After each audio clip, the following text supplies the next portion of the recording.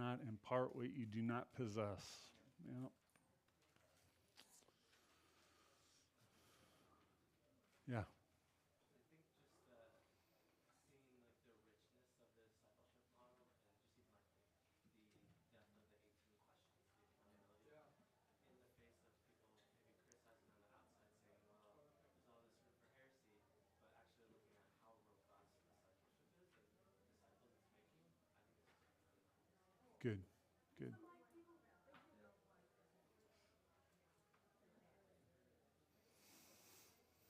Yes. I also really like the 18 questions that we did. We in YWAM we do lots of like one-on-ones, so I guess it's just another like type of discipleship. But I was telling them like I'd love to go through these questions when we do one-on-ones with people. Or I was even thinking about like if I would ever like disciple other people or people younger than me, I'd love to go through this. It's very holistic. It like touches even lots of God's commands and things that we don't even think about. Like I remember one question is like, how did you serve this week? And I was like, it's not just about the don'ts, it's also about the do's. Yeah. Good.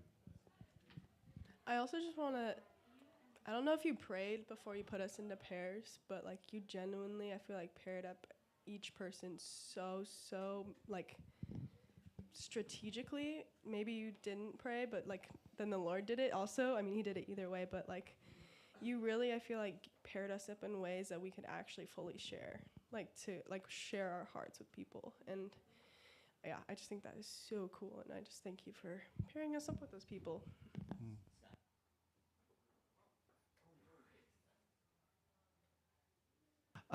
I just like the aspect when you were talking about the persecuting and suffering, just that aspect that we need to, we should actually talk about that and be prepared for that, because that's going to happen, and understand that that it isn't all nice and good, and understand, and that we need to pass that along to new believers. Because if we just say everything's going to go, it's not.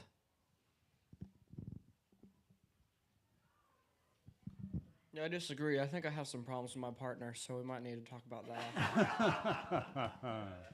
Yeah. I'm just kidding. I did like the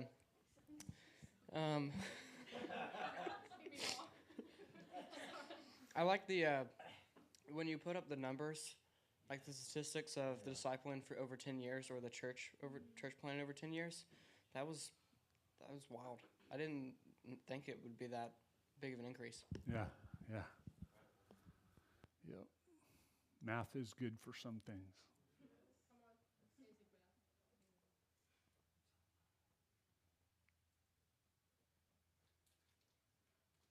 Other thoughts from yesterday? Can I ask a question? I guess. Yeah. You already did.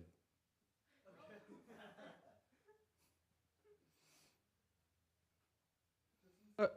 Hello. Since it's our last day, wow, I'm really loud. Since it's our last day, do you think at some point throughout the day you could touch on, talking about like a short-term outreach and church planning on a short term and what that looks like? We'll see. Okay. I'm really running way behind on stuff, but that kind of thing, if we don't get to it today, I'm going to be in touch over the next 3 months very regularly. And so you can raise that. And if you like the answers I give or the interactions we have, and I offer phone calls, all through that time. And you can share it with everybody else if you think there's anything helpful. Yeah. All right, thank you.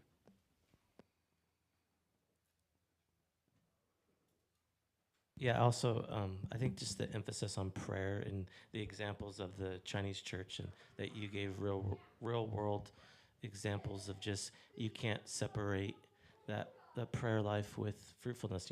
I think John 15, just that, abiding in the vine is so cool, encouraging. Good. Yeah. Yes. I really loved just the emphasis that you placed on community and the body life when it comes to discipleship, and the analogy you used of discipleship being like a team sport, and that you can't be a healthy and mature disciple if it's just you alone. I think that was,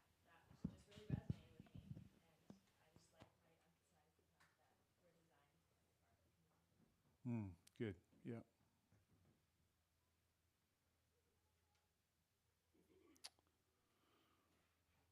All right. Sounds like we covered a lot of the things that we talked about yesterday.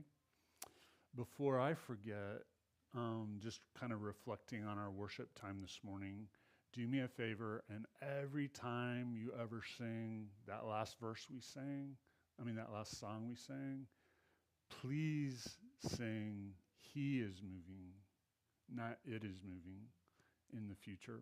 So you remember one of the heresies that's super rampant today in churches is viewing the Holy Spirit as an it instead of a he.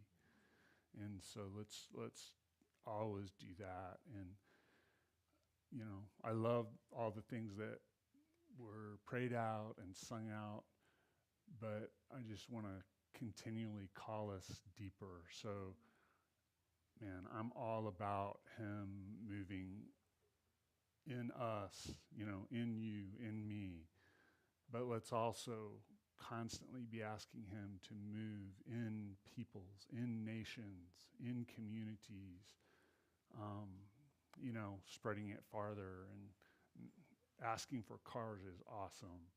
Let's also ask for the nations, So sometimes I think we limit him because we're not asking for nearly enough.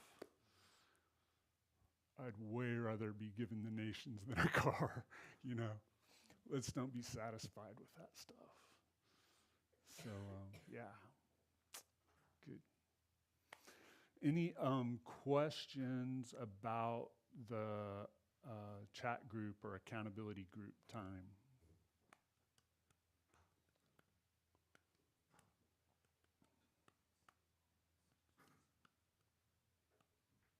All right, so just to review, meeting once a week with one or two others, same gender, and it's the sort of thing where, I would just strongly encourage every disciple to be in groups like that.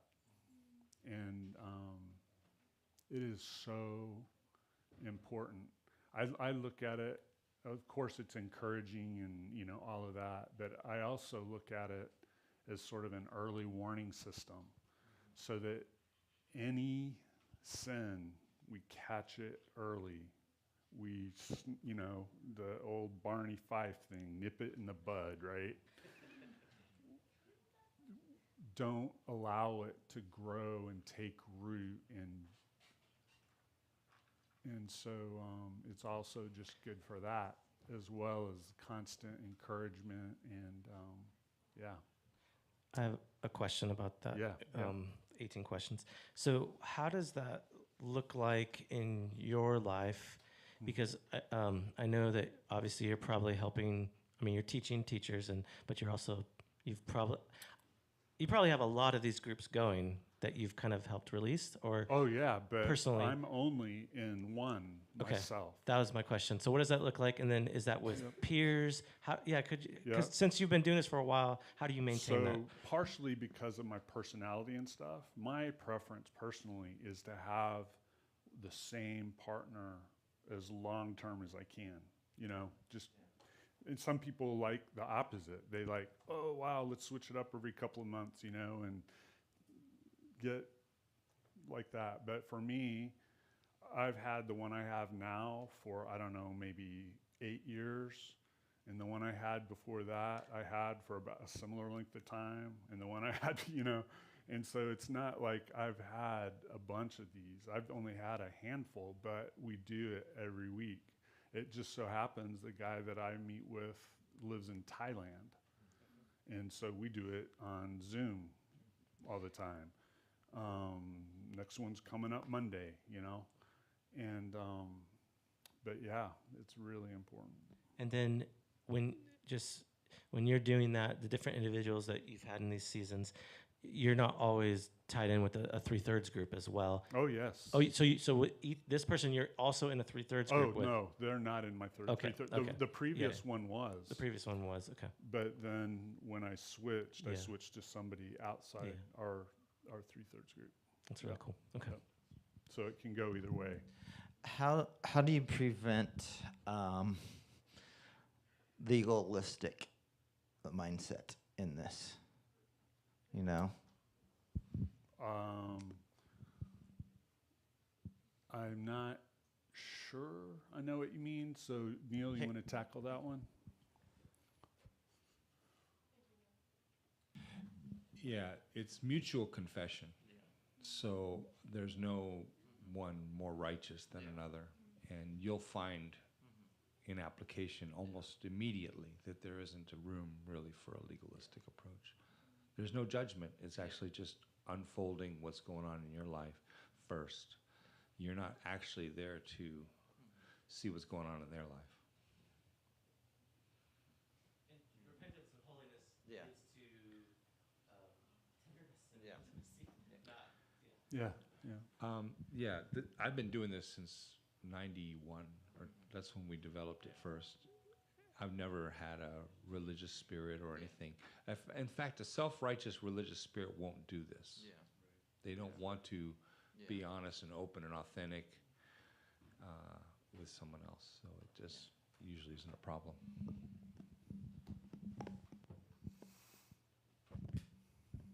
So say you start discipling someone just comes to faith, and is this something you could start straight away with and be like, hey, can we start going through this? And Yes. my question with that would be, say this is brand new with someone, and then they're like, oh, you're asking me about all these personal things.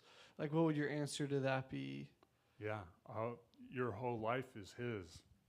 I'm just helping you figure out practically what's that going to mean? You know? So.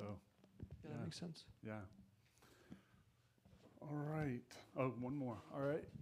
Well, also, I think that the format that you're giving, it's helping people up front count the cost if you're serious about this, you really want this to go deep into your life. So I think in some ways it's really cool because up front they know it and they're getting it, and you're getting some true disciples. Yep. And I think in the message I sent out, I think I may have included a couple of like alternative kind of question sets that are, slanted a little different. In the book, there's one for children. So, the one that you guys went through there's some questions that aren't that appropriate for children. So there's a separate children's set that's developed, and so yeah. Is that children's set going to be put in It's in the booklet, and there's an electronic version of the booklet in the email, so you do have it in that format. Sure. And if we wanted to print it out, you're okay. Oh yeah. That's what this stuff's all for, to use. Okay. Good. So where we knocked off yesterday was we were talking about the training cycle, model, assist, watch, and leave. And I think about the last point I made was model and assist determines the quantity, the pace, right? And the watch determines the quality. And so we want to be urgent and intense on the model and assist, and as patient as we need to be on the watch. So they're already going to be reproducing. So like if we did a little kind of generational chart here, it might look something like this.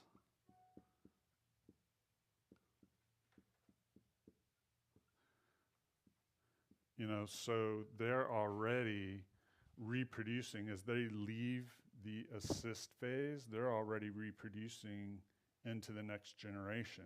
So then they're already modeling as they're exiting the assist phase, they're already modeling for the next generation. and so on. So a lot of people assume or practice something, if they're doing the training cycle at all, they do something more like this.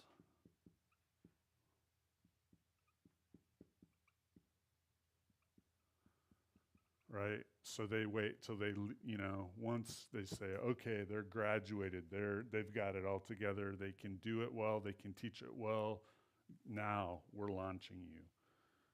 And so then the temptation is either this whole thing, the whole process is too short because you're wanting quantity. And you remember the difference between like 18 months average reproduction and 4 months over 10 years, 17 million times different in terms of and so the temptation is, oh, we need to shorten this.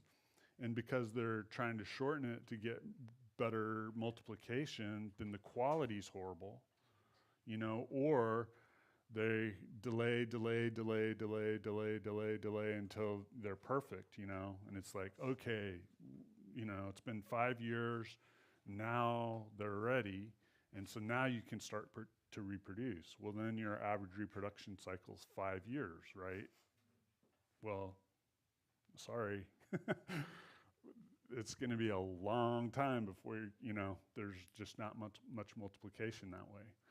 And so we want the reproduction to start right away, and then the quality improvements that are happening over those subsequent years, those are constantly being passed down because they are continually coaching those next generations. So the refinements being made in generation two's, lives are then passed, through that coaching process over the coming years and all of that. So it works out just fine if we're urgent here and patient here, and the temptation so many times is people spend too long on model,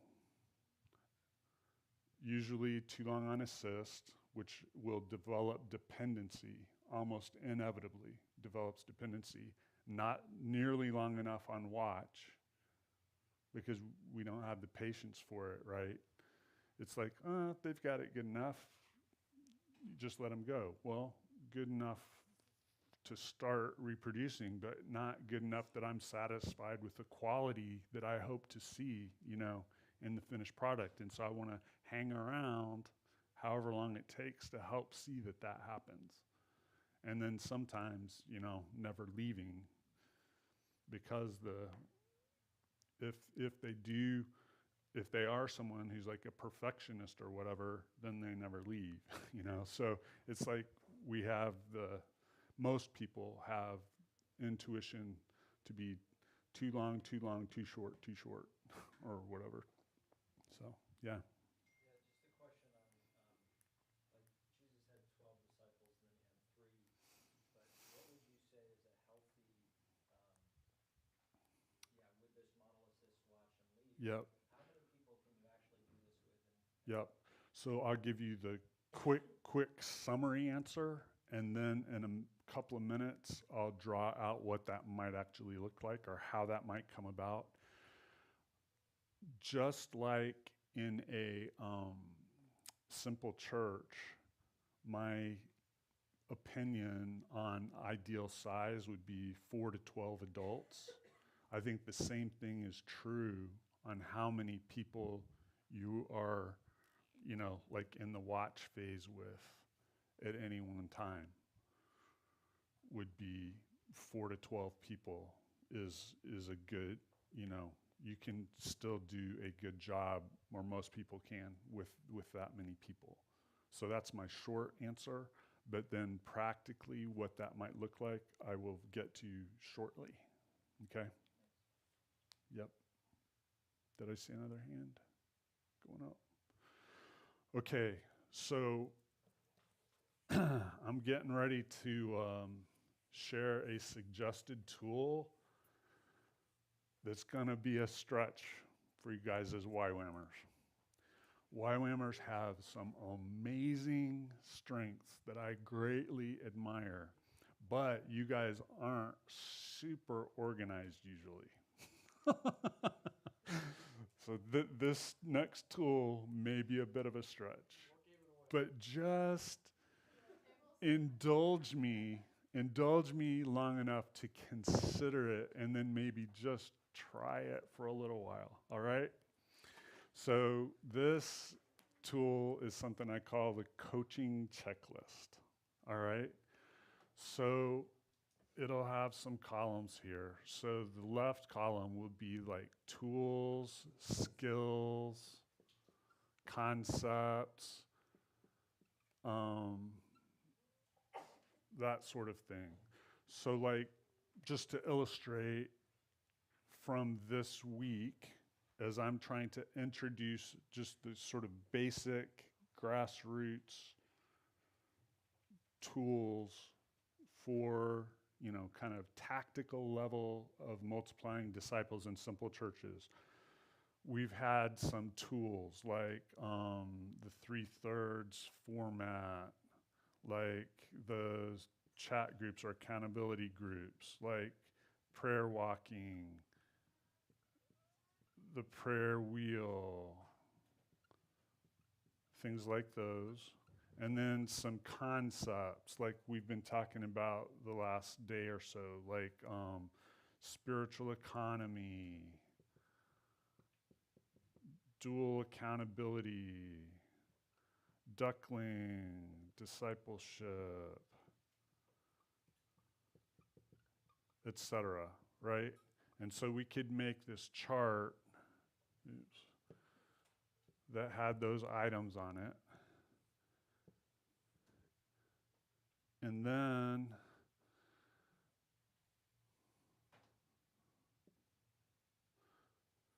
we could put either a 1 for developmental level 1, or we could put M for what needs to be modeled. So I'll just do M, A, W, L. We could make that 1, 2, 3, 4, something like that. And we would have this chart like this. So if there's somebody that comes to faith and they're responsive to me discipling them and they're engaging in the process in something, I'm going to start actually keeping a chart like this on them, okay? So that I can track what I've covered with them. And generally, I mentioned the model assist that I like to aim for 3 months. So what I usually want to try to do as a goal is try to get them through the model and assist on that whole list in that 3 months. That's kind of my goal. So I want to be urgent with them to try to get through that model assist for all of those things within 3 months. So, I'm thinking this is what I want it to look like at the end of the 3 months. And when I think I've got them there, I actually show them a blank chart like this. And I say, why don't you rate yourself? I explained to him kind of what each of these columns is. Why don't you rate yourself on, where you're at? And I'm hoping that they're going to say they're ready, to be in the watch phase on all of those. But let's say that, like they say, well, I really think I still need somebody to assist me in prayer walking. And what is duckling discipleship? You never mentioned that. Now, I happen to know for sure. I talked to him about it at least twice. But hey, that's why we ask, right? And so then that tells me, okay, we need a little bit of more instruction to get their confidence level up on prayer walking, and I need to explain the duckling discipleship, and so then make sure they can explain it to other people and, all of that. And so then they're good. They recognize, yep, they've completed all of those. And so then, now that they've seen this, then that becomes, in a sense, their own self-tracking, progress thing. What do I still need to grow in? And you remember, that's when we start shifting the responsibility to them for the training cycle, right? So suddenly, I've been dictating our schedule and stuff. Of course, I am taking their, availability and stuff into consideration, but I've been making all the decisions on how frequently we meet, how intensively we're doing stuff. But now I start putting it in their court. Do you want to get together weekly or monthly? Do you want to do it by phone once a week and then live once a month, or what frequency? Which item do you want to start on to start learning, more detail? I'm starting to put things in their court. Now, let's say they want to start by, they want to start with getting more depth of understanding about prayer walking. And I think they should develop more expertise in facilitating a 3/3 group. So I might say, well, if you really want to, we can. I think maybe getting more skilled in the 3/3 group might take priority now because of this or that. But do you still want to do prayer walking? And it's up to them, but I'm still giving them what my thoughts are if it's different than, what they're wanting. But the point is, I'm putting the ball now in their court, so they're more responsible for their development. Generally, and of course there's exceptions to this, but generally I've found that the people who pull harder end up being more faithful to the process. So, just as an illustration, there's this guy when I first started working in the States, one of the first people that he was in the first 8 that I started doing this with here in the States. And once we finished that 3-month mark, one of the things I tell him is, you can call me anytime, This guy started calling me multiple times a day, and that lasted literally for years. Multiple times a day for years. He was pulling exceptionally hard, right? He was really hungry. He has been amazingly fruitful. And in general, that's a pattern that I've noticed. If people are really pulling hard, once I give them the reins, those people are usually the most serious, the most faithful, and usually the most fruitful, But then, however long that takes, and for that guy, it took a long time because he got a lot of this stuff, he got pretty fast, but the training cycle took him a long time to do well. So I didn't even let him take our Module 2 training until 5 years after that. Because it's like, until you understand and are implementing the training cycle well, I don't really, I want the quality to be good before I give you, everything that I think will help you scale it as large as possible, because I don't want you scaling to this huge extent bad quality, And so it was a long time, and we've had thousands of interactions because of how often he called me those first 3 years especially. But anyway, so that is the coaching checklist. Yep. And so the thing is, you don't have to have these same items up here. Maybe you like 60% of the items that I use in my checklist, but you have some additional checklist things, maybe things specific to YWAM culture or to the specific environment where you're working. And so what you'll need to do is you'll need to come up with your own list of items that you put in the left-hand column. But here's why this really makes a difference. Because every one of us has things that we're good at and that we're not good at. Things that we relate to and we don't. So let's say I give you 20 items and you relate well to 16 of them. And you pretty much ignore the other 4. So let's say you're generation 1, so then generation 2 is getting 80%.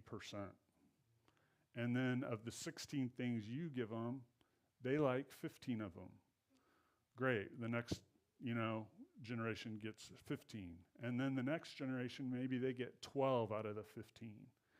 And then pretty soon, you're below half, And every one of these, in my mind, is important. By the time we get to the 4th, 5th generation, maybe there's 30% left. It's not even recognizable as being anything remotely similar to the way I discipled you. So we're making like a photocopy of a photocopy of a photocopy of a photocopy. Today's photocopiers, you can get away with that for a while, but even with the best technology, that degrades, right? So if you do this, it's much more like making a copy of an original, copy of an original, copy of an original, because we're ensuring that all of this happens. And let's say there are a couple of these that I'm weak in. Well, great. Then I make sure that the people I'm coaching get exposure to somebody who can really help them do great in that, And we'll talk more about how that works in a moment. Yes. By the way, that's the right to people to be asking, right? Because they're taking responsibility as base leaders.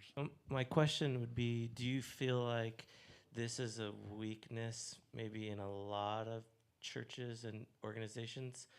Because I think of like some ministries who they have people will look at that disciple of that ministry and they'll be like, man, this guy's way off. But then I'm like, no, I know the leaders. Like, they're not exhibiting the heart of those leaders. They don't think that. But then they're getting this, and my mind's just like, wow, it's probably because of this. They're not getting all, yeah. Wow. Yeah. So I do think it's common, and I would go so far as to say universal in legacy churches, because what the best legacy pastors, they'll try to teach the whole counsel of God, but they have no way of tracking who's applying it and who's passing it on. And there's never a question of them self-assessing on all of the key things. So it's just the hope is if I say it all, they understand it all, they do it all, and they pass it all on. And that does not happen. So I would say in legacy churches that I'm aware of, it's a universal problem. But if we're serious about making excellent disciples that reproduce, we really need something similar to this at least, Does that answer your question? That's helpful, yeah. Do you have an example of a movement that's doing this really well? Like where if you took a picture of the original, the first church is planted, and now you take a picture of the, way down the line, they look the same. Yeah, so the guy that I said took so long to get the training cycle, like I have had personal interaction with like 8th generation churches in their movement. They look super similar because they have the whole package. So as an example here in North America. Are there bad examples that you can think of too? I mean, you don't have Yeah. to There's. I guess relatively, you're saying if you do this, it works. It'll definitely help. I'll say that. Okay. Yeah. I think your chances using some tool like this of seeing faithful reproduction, that not just the reproduction, but the reproduction of the same type of disciples, is the chances are way higher if you're doing this than if you just leave it to, people like this. It's like, close enough, right? But if you're verifying that they know what the quote, whatever the set is that you've determined, but they know that all those aspects are there. They know every disciple needs to be able to do all these things, and they're intentionally trying to see that they have gone through this process with them related to all of those. The chances of those subsequent generations being recognizable as siblings or descendants or whatever is way, way higher. Curtis, when you say generation, do you mean like reproduction or do you mean Yes. like actual generation? Yeah, reproduction. Okay. So like if I disciple Asher and Asher disciples Jacob and Jacob disciples whatever, those would be generations. Okay, got it. Yep.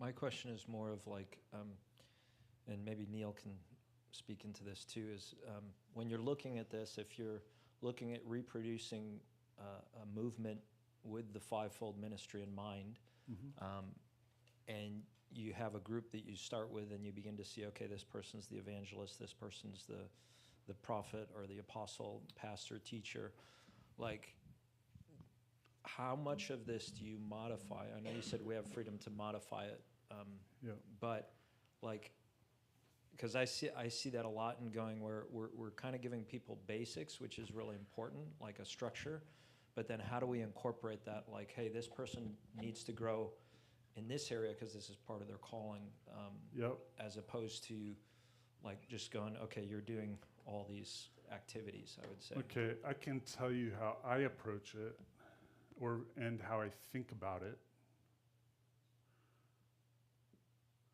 So you remember the first day we talked about 3 ways the word church is used in Scripture: universal, city or regional, and house. Church, right? And you remember the house church, on diagrams I use a triangle, right? So as you're seeing reproduction like this happening, you're seeing multiple of these simple churches formed, and they're related to one another, right? Because, they're birthing one another. So pretty soon you have this cluster of simple churches that are related to one another. And so that, to me, is the most practical way to think about these city or regional churches, right? And so for practical purposes, this is, certainly at risk of being oversimplified, but for practical purposes, I think of what we focus on at this level as we're putting a big emphasis on what we're all responsible to do, what we're all responsible to be. And at this level is where you really see the APEST start to show up. And I would say also the offices, like the elders and stuff like that. Now, some people definitely differ with me on this, who are movement people. Some movement people think you have to have elders in every single one of these. I disagree.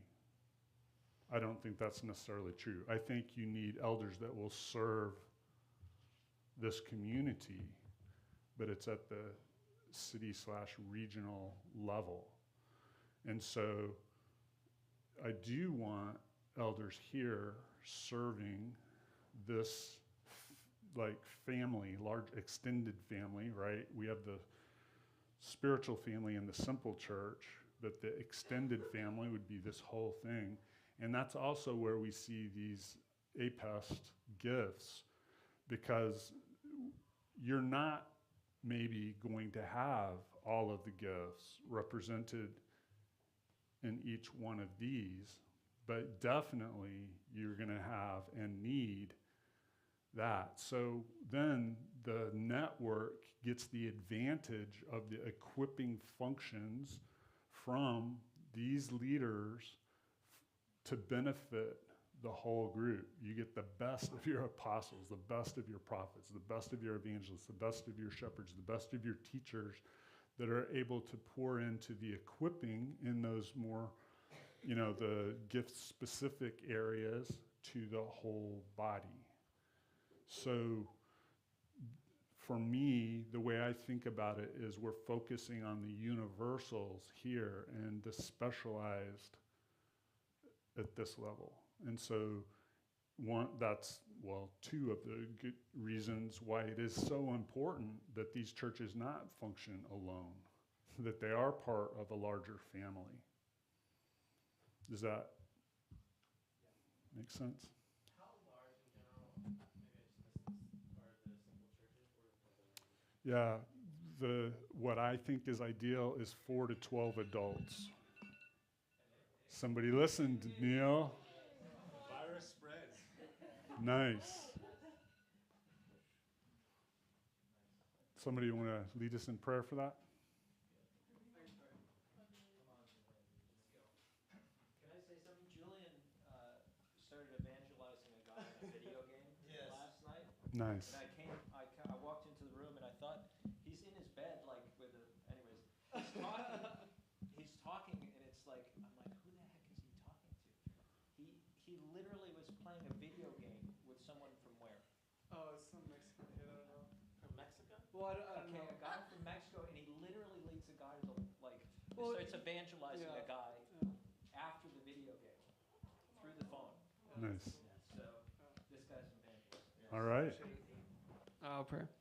Lord, I pray that you'd raise up people to go to the mission field and to start sharing the gospel with people. Lord, I pray that you'd mobilize the workers, and you say in your word that the laborers are few, Lord, so I pray that you'd raise up more and more laborers to go, and I pray that you'd give us a message, Lord. You'd help us to share the gospel and give us the right words to say, Lord, and I pray that you'd be moving in us. In Jesus' name, amen. Amen. Thank you. All right. So, rightly, you may well have a lot more questions about the training cycle, but there's some other stuff we need to cover. So I'm going to move on and cover a little more about the training cycle as connected to the next topic. So in your booklet on page 27, this is under the category of part of 2 churches at a time. So through a lot of cell churches and other small group movements historically, most of us are familiar with a pattern of, and here I'm drawing it as a circle, not a triangle, intentionally, because it's a small group, but not really a simple church as we're discussing it. So what we're used to seeing is you have this group, And it continues to grow and grow and grow until probably there's not room in somebody's house or whatever, so they need to divide it. And then they have two groups. It is possible to reproduce like that. In nature, that's called mitosis, right? So it's reproduction by division.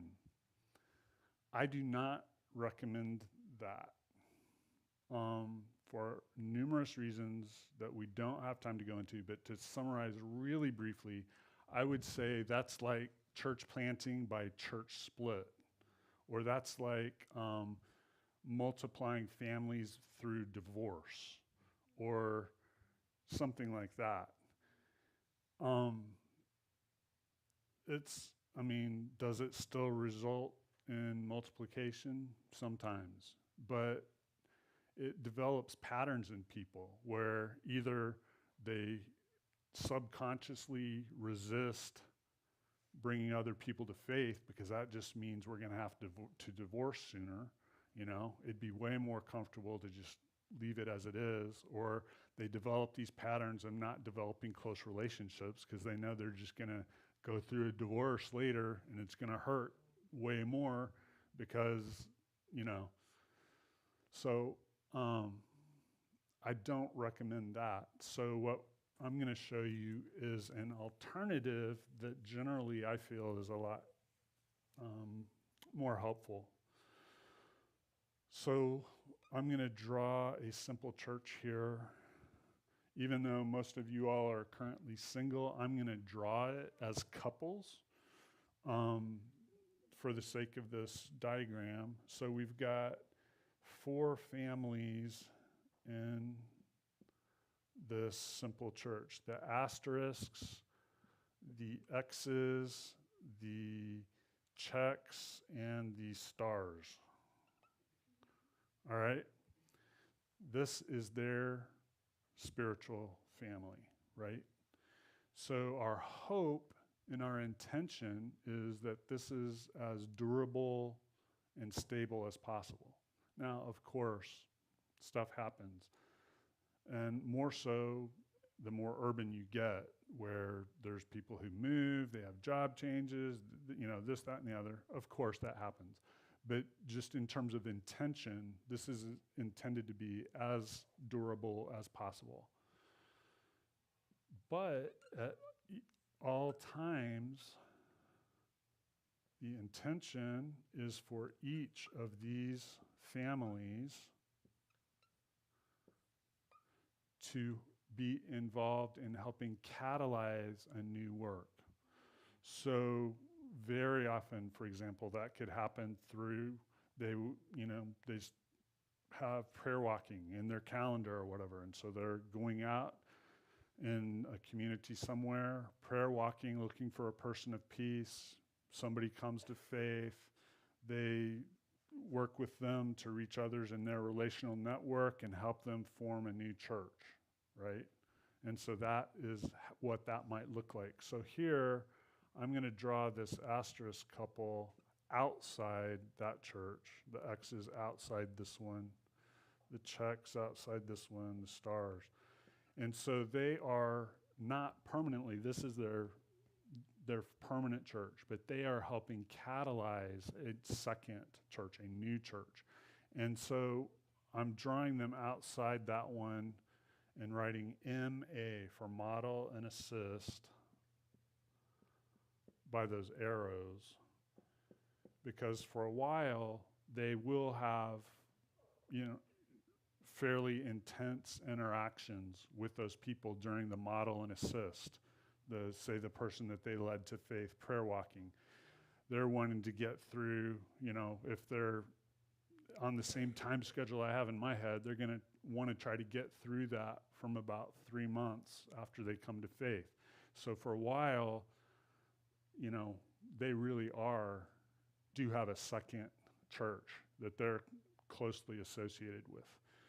And then I'm just going to pick one of these to continue the diagram, but the same thing could be happening to all of these. So after a while, they finished the model and assist, and so I'm going to write a W for watch on this one. And then the X's go out, and they start helping catalyze another new church. And so they're modeling and assisting for that. So I write MA here. And then after a while, of course, it also takes time to, find somebody that responds to the gospel and is faithful in passing it on and stuff. But so you understand, it's not like every 3 months there's a new church. But then this adds to the watch list. Then they go out and they are doing the same thing. So over time, they're getting this cluster of people that they are watching. And I think I said yesterday, I'm pretty sure I did, noted that often you can do watch phase activities with multiple people at a time, right? So in most cases, you're going to opt to have a time when all of the people that you're watching can be together, so that peer mentoring is starting to take place. Again, in those peer mentoring things, we're using a three-thirds thing, not necessarily as a Bible study tool, but in just terms of application of, the more in-depth learning they're doing on all of these tools, skills, and concepts, right? And so we'll look back, how did we do on, let's say, the group agrees to focus on prayer walking, and there's some specific application related to that. They're going to organize the people in their simple churches to prayer walk together on the intervening weekend or whatever. So how did everybody do on that? What questions or issues came up, et cetera. And then what are something that they're going to work on for this next, week or month or however long that interval is that they're meeting. And then what are you going to do with that? What application for your group needs to be made? And it'll be different because they'll be at different levels. One of them will be a more mature church. Maybe they've been planted for 9 months already. The other one has just formed 3 weeks ago, exited the assist phase. And so it can be different applications, but everybody's look back, look up, look forward, and they're peer mentoring. And the ones who are ahead, like if it is prayer walking, maybe this group is really great. They've really clicked with prayer walking. So you don't have to be the one pouring in, doing the coaching on that. They're already a level 4 on that, and they're perfectly capable of coaching the others. And so all of these relationships are being built and strengthened within that city church, right? Because these are all sibling or, parent-daughter churches. And so, but they're getting to know one another and trust one another and recognize the gifts in one another. And it's just building this community. And so that is happening, and all the time they're still continuing to catalyze new groups that they model and assist for a period. So there's one other thing, point O, and just to repeat that this is not mitosis, right? Cell division. So the default is you lead somebody to the Lord, you don't add them to your church, right? You don't add them to your church. Now, occasionally, yeah, so some people have just left your church, et cetera, et cetera. So I've done this twice in the last year. So the 2 exceptions were a new person moved in literally across the street from us. Okay, so then when they came to the Lord, we add them to our church. They're literally across the street. The other one was my wife's sister and brother-in-law moved from Pennsylvania down to where we are. And like, because they're family. Okay, so we added them to our church. But there's all kinds of other people that are coming to faith, or in some cases, believers who find out what you're doing. That's like, oh, that's awesome. Can I join your church? No, you can't join my church. But I would be so happy to work with you and help you plant a church that's like this. I would love to work with you and help you do that. But no, you can't join my church, right? And so we're not doing this. The default is start new churches, not add to existing churches. You want as much as possible, every simple church, as much as possible, to be formed from people who already have significant relationships. So like, that's why when we go through the greatest blessing, we have them make a list of 100, pick 5, go share with them right away. Almost always, some of those 5 join with them in the formation of that new church, or if not that 5, the next 5, on the list. So it's people they already have these significant relationships with, as much as possible. Now, the more urban you are, the harder that is. So if we had more time, I'd go into all kinds of differences between like urban and rural, and then of course those are always, sliding scale. Where on the scale are you? So to summarize, for example, in urban areas, you're going to spend more emphasis equipping them on the lens for the least, the last, and the lost. In rural areas, relatively speaking, you're going to put more emphasis earlier on reaching out to their existing network of relationships, for example. So there's all these differences. But in general, the more these can be formed for people who already do life together, the easier the process is.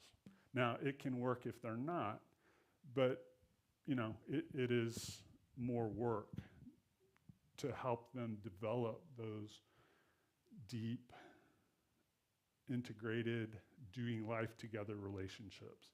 But if it's already people who are in their circles that they're already doing life to some extent, it's way easier.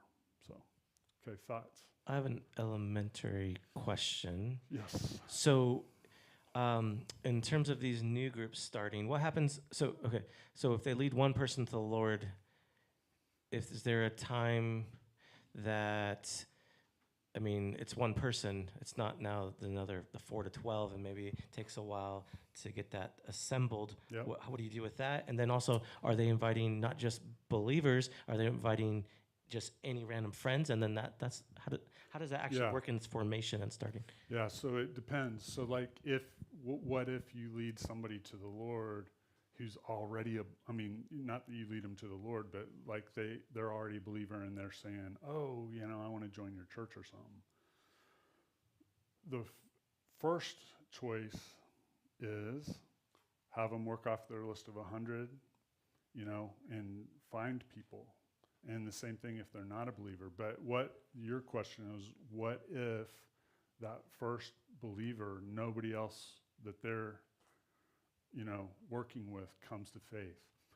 So that is a challenge, and it may mean that since you don't have a church yet to start mentoring, you can start mentoring that person, and you mentor that person starting with the evangelism type things, sharing their testimony, sharing their faith, prayer walking, that, and you take them with you doing that stuff. And in almost every case, you can find somebody to be an accountability partner with them. If you can't find anybody willing to do that, you can do it yourself, but that gets old pretty fast if you're trying to be in like 2 or 3 of those accountability groups. That's, for most people, that's not going to be sustainable.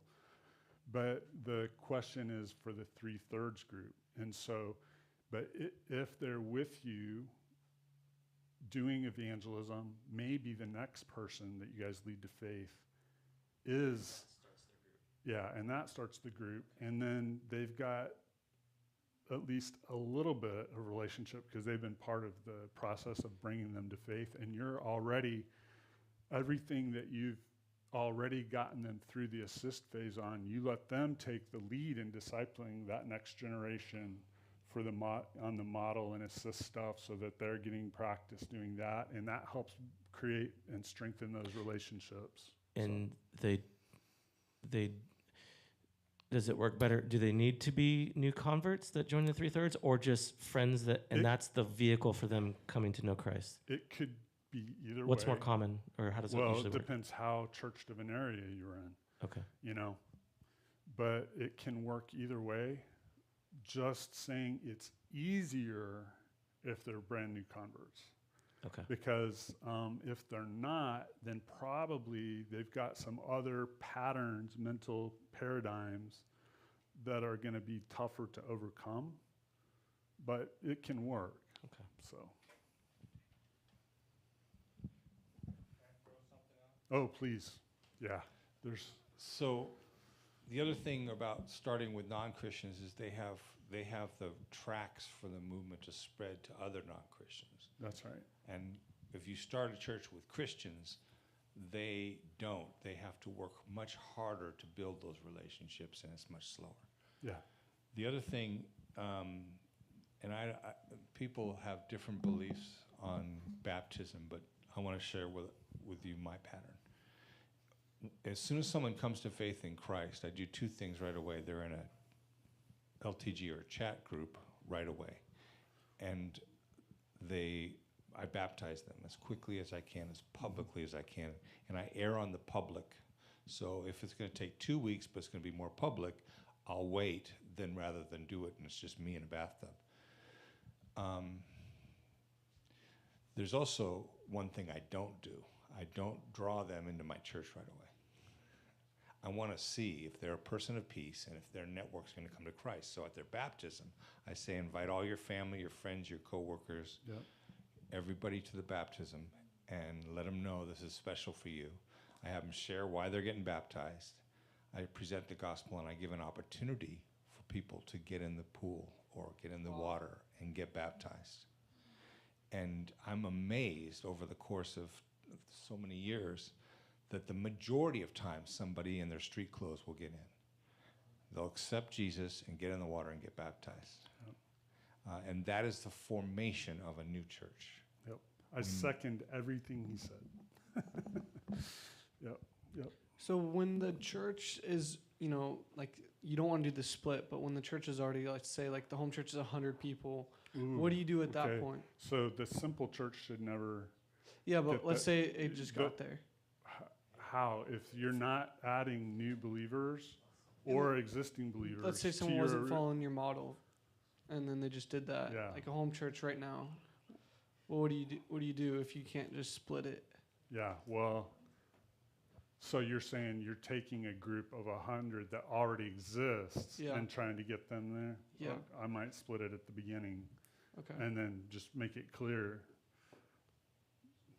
going forward, this is what we're going to do. Yeah. Okay.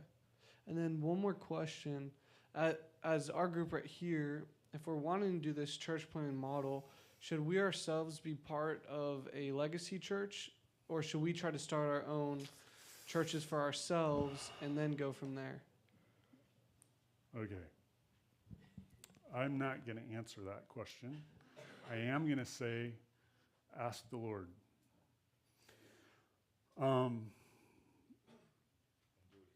Okay. Yeah, and do what he says.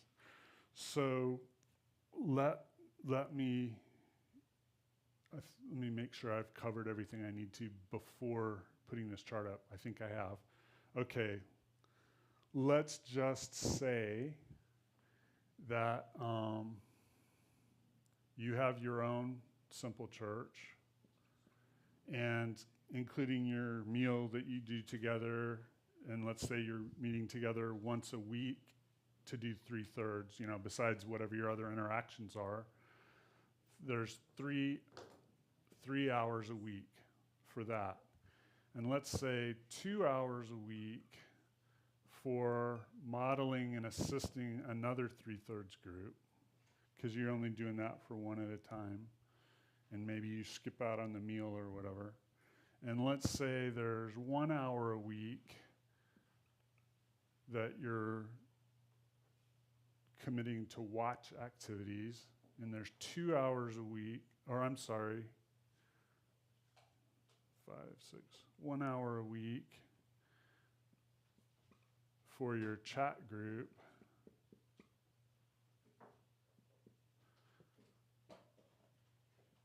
You know, and this is just kind of meeting time. So this isn't counting the time you're spending in the Word, the time you're spending in prayer, or anything like that. Let's say that's going to be 7 hours a week if you're fully doing everything that I've described. Okay? And so then the question is, how much time were you devoting to your legacy church? You know, I don't know. That's going to vary a lot from person to person, but let's just say 3 hours or whatever. If time is no issue whatsoever to you, there is no reason you can't be part of a legacy church. I mean, a legacy church has, you have relationships. Remember stewarding the relationships. And you can be a helpful influence and receive helpful influence from other believers who are in that legacy church.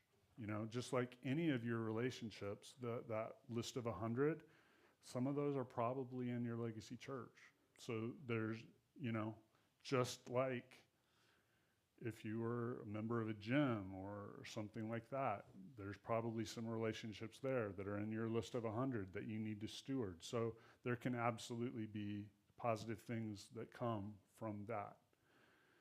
If you're in a situation like, let's say you're working 60 hours a week, et cetera, maybe this 3 hours is huge to you.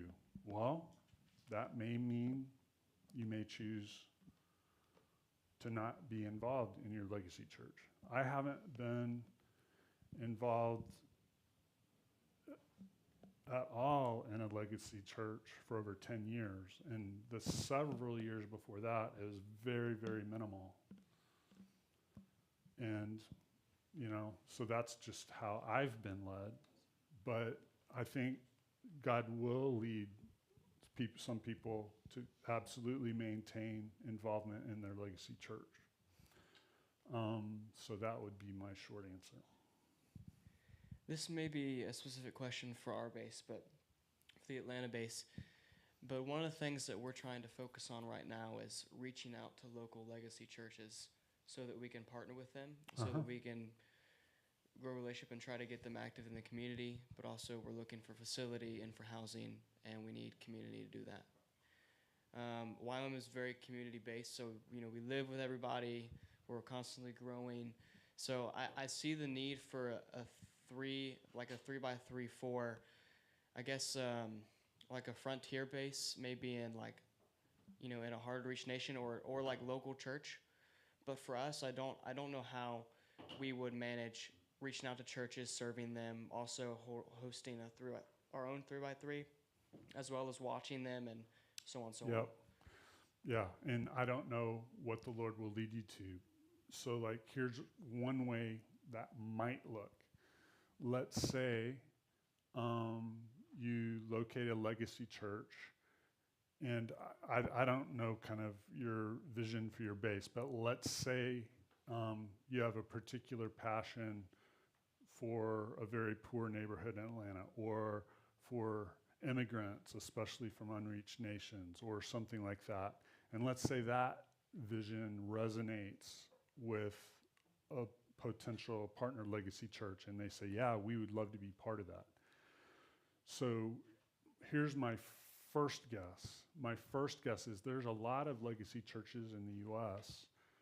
that are very supportive of what I've explained to you for work, somewhere else, like on the mission field, or, but they're not so interested in it for the attendees in their legacy church. It's like, whoa, that's a different thing. So what might that look like? Maybe you say, well, since you guys have this vision for this particular neighborhood that you're wanting to reach into, or for these unreached people group, immigrants or whatever, we would love to work with some of your members and coach them up on how to do this stuff. And you coach them up in the sort of things we've been talking about, and I suspect there would be little to no resistance from the legacy church. And there's the possibility for them to take that into the larger body, at least in part, if not whole. But anyway, at any rate, you're still having the significant partnership with them. You're still equipping some of their members, as well as those that you're reaching in the community who are coming to faith. So that would be like one way it might play out. Is that helpful? Yep. Curtis, so I guess my question is, you know how some legacy churches, they get pretty big, and I've seen, like, even with my family, we went to a bigger church, and they always felt like, oh, they're having a hard time connecting with people, and they don't feel part of it. And lots of people feel like that with bigger churches, but then sometimes they do like a small group, and I guess that could be comparable to like the 3x3 model, or even if they did use something like the 3x3 model. What are your thoughts on the differences between having a big centralized legacy church with small groups with maybe, let's say, the 3x3 model, but then that activates them to doing the evangelism and growing? How would that compare to your model? Yeah. So part of the question, a big part of the question, is what happens with new people who are coming to the Lord? If the expectation is that they become part of that big centralized thing, it's limited how much reproduction and multiplication is going to happen, just realistically. If for nothing else, they're going to run out of space. I don't care if you're meeting in the, baseball stadium or whatever, you run out of space. But so that's one question. The other question is how successful are you really in discipling the existing members to really understand and practice all of this?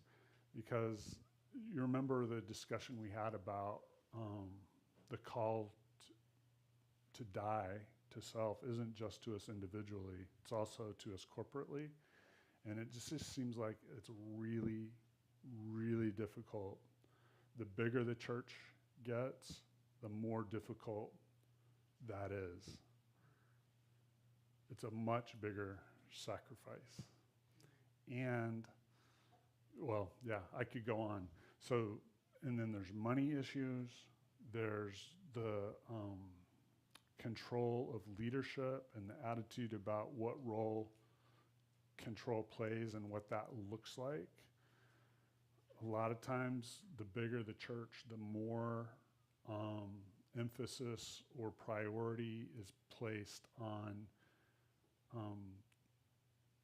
human, external human control factors. And if that's the case, that's a bigger challenge. So I'm not saying it's impossible, but I'm saying it's harder than you imagine. So there's not a whole lot of places that I can point to and say, oh, there's a legacy church that had a massive movement out of them. It's just, it's harder than you think.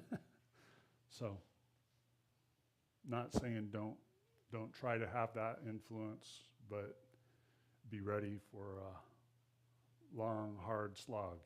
Yep. Yep. Yeah, speaking to that, like that's been my life for 10 years, is trying to bridge these two worlds. consider it in our hearts for all the expressions of the church. Yeah. My experience is it just doesn't work. Mm-hmm. And it's a lot of headache and a lot of pain. And so like you guys know Stephanie and I, like this whole shift in our season of life is basically into this kind of church model, and I don't know what that looks like yet for us, but because we feel like it's been really hard to do what's in our heart in the traditional model. Yep. And it's not that we don't like it or something, or don't like people. Oh, sorry.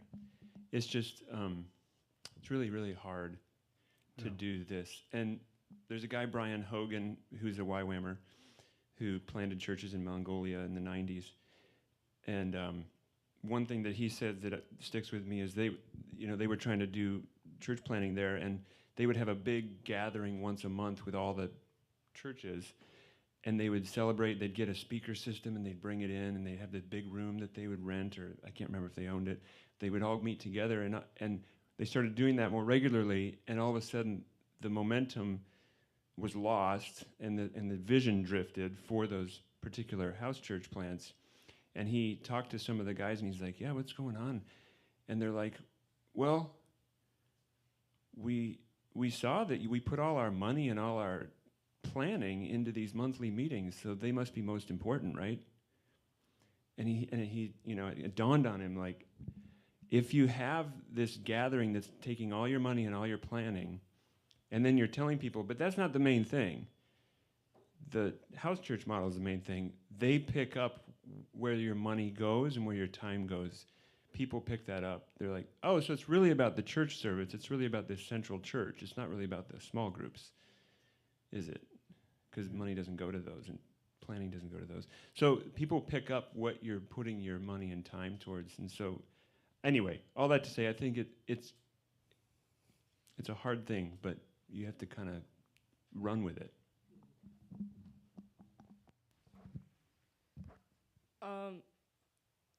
I totally get what y'all are saying, but I don't know. Our church has both dynamics. We have a normal service on Sundays, but you're also required to be part of a small group throughout the week. And I think, at least in our church, they complement each other, right? The small groups allow for more personal stuff, and to be honest, I think more people are reached through the small groups. But like you guys are saying, like, you can't just focus on one or the other. Or, well, you can't just focus on the big one and not the small groups, right? So I would say it's very hard, like you guys, but I also see examples that do work. So I don't know. I just would say that I'm not totally against that. Okay, thanks. Yeah, in the U.S., there could very well be more that I'm not aware of, but of ones that I've worked with, I only know of one legacy church that has done this in a way that actually results in ongoing multiplication. So like they, since December, have planted over 300 new house churches, and it's a church of 400 people.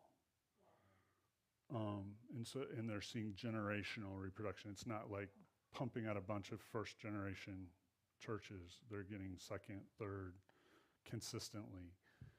But I'm not seeing a lot of churches that are seeing that level of multiplication, because what we're talking about is not just are they successfully coexisting and seeing some growth.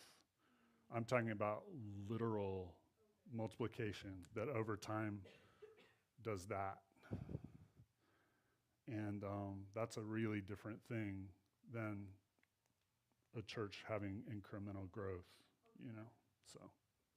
You can find lots of healthy legacy churches that are spiritually a family and they have all kinds of good things happening, but to see multi-generational multiplication, Yeah. There has to be such a process they go through that maybe 1 in 100 are able to pull that off. Yeah. They do it by launching something new out of what exists rather than changing Yeah. Yeah. Quick question. Yeah. So straight away, evangelism and multiplication is the goal, and growing the church. So if you're going out straight away and evangelizing, how is there time for the training process to prepare? Yeah. So you remember the model assist short, the watch is long, right? So the watch is all that equipping, perfecting, maturing, etc. But you're not waiting for that because the next generation is down here, and then the next generation is down here, and the next generation is down here, all during this group's watch phase, you know? So there's tons of time for in fact, that's what excites me most about this model is not the numbers, although I love that, but the quality of disciples that are made. That's what I would. So how can the second generation person that's a brand new believer do the model and assist so quickly? As soon as they complete the assist, they have the basics that they can already be modeling and assisting the next generation. And so that's why you can have that cascading multiplication happening while they are continuing to grow and perfect. And as they grow and perfect, those improvements are cascading down these subsequent generations as well. So the first model and assist only goes one generation, or can the first model and assist go several generations? No, you're wanting them to model for the next generation. Yeah. And then the third to model and assist the fourth to model and assist the fifth, and so on, so that they understand the whole process, you know. And it doesn't get less quality. That's right, because then the quality that they're picking up over time afterwards is cascading down because those relationships are built, the ongoing pouring in is happening. Then as they start watching their subsequent generations and so on. So it works. Yeah. All right, we're gonna take a 10-minute break, not a 15-minute break. So I'll see you here at 10:51.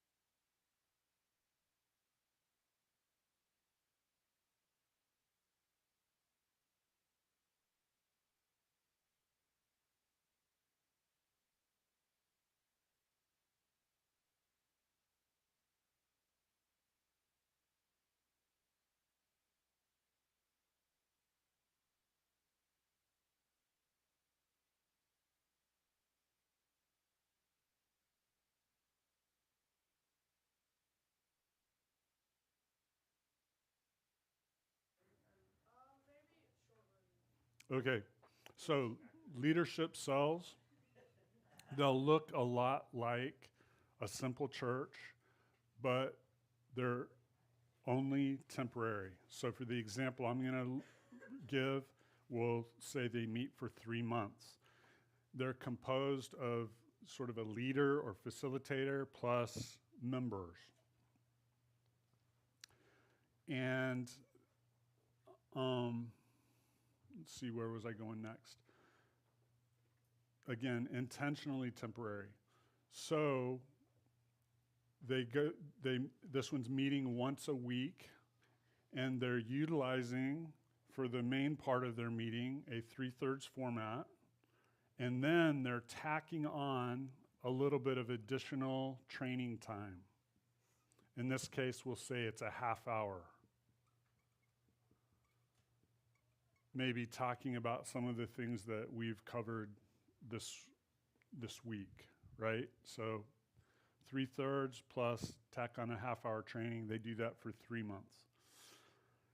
And then at the conclusion of that 3 months, the idea is for these people to go out either singly, depending on the context, and I'll describe that later, or where possible in pairs, they go out and they start either simple churches or other leadership cells. And that could be mixed, or they could all be doing the same thing. But in this case, we'll say some of them are going to go out and start simple churches, and some are going to go out and lead new leadership cells. Now, one thing to note, this is composed all of believers, people who are already believers. Okay, what are some scenarios when you might consider using a leadership cell? One is if you're addressing like temporary or transient audiences. So maybe migrant workers, seasonal workers, nomads, students, military personnel posted at a particular base, things like that, where it's very high regular turnover, but you need to get a foothold in that community, because then once you get the foothold, they can reach, those people can reach others that are in that community, whether it's nomads or military or so on. So that would be one scenario. Another scenario is, let's say you've got these super fruitful evangelists, and they cannot turn their gift off while they're discipling intensely, right? And so they're leading people to faith faster than they can go through this discipling process we've been discovering. So a lot of times what they can do is for a period of time, they'll be, gathering these people that they've newly evangelized. And then once they get to a certain number, like 8, like here, then they close that group and they start through on a leadership cell. And so then for the next 3 months, they're batch modeling and assisting the whole group at once, and they can keep up with their evangelism rate by doing that. What are some other examples? Anyway, those are examples. So let me draw or describe a couple of those in greater detail. So I mentioned the students being one, right? So, okay, yep. So this is the island that I served on. While I was there, it became its own province. So suddenly they were going to have to train their own teachers. Well, there were very few schools, but they did need some teachers. So they established this little teacher school down here. So what I was able to do was place their faculty, because they didn't have anybody, because there's like no education there before practically. And so I was able to place instructors at this teacher school. And they would lead people to faith, form them into leadership cells, and then after they graduated, they would go out all over the island. Oh, and I forgot to mention, if this is our leadership cell, after everybody goes out, this facilitator person handles ongoing coaching for that group that was trained. That was an important thing I left out. So remote assisting? Yeah. Yep. You know, by phone or whatever. In this case, they had to do it live. So on summers, those faculty members would travel around to all those places where teachers had gone out and do face-to-face follow-up coaching, because we didn't have phones or anything like that. But today, you can almost always get away with phones. So those teachers were already Christians? Well, they led them to the Lord. So it was like where I said you lead people to the Lord and then batch disciple them. So that's what happened. They led them to the Lord, batch discipled them, and then sent them out when they graduated. And it was only a 2-year school, so it was wasn't that long, because it took time to bring them to faith and stuff. So anyway, that would be an example. That is that everyone who went out was starting churches, right? So when might you want to have them go out and start another leadership cell? Obviously, some of the same criteria, but another possibility is if you have a large number of people who are already believers but are interested in being trained. So then you can cover a lot of people pretty fast. So for example, I did this for a few years, 3 years. I focused almost exclusively on the nation of India. And so I started out with a leadership cell, and I trained 33 guys at the state level. And then they went out after that and trained 512, actually, I think, but 500 roughly district level people. And then they did 12,000 sub-district people. And then those 12,000 did 24,000 training events for other believers that had 2 million participants. And they planted then.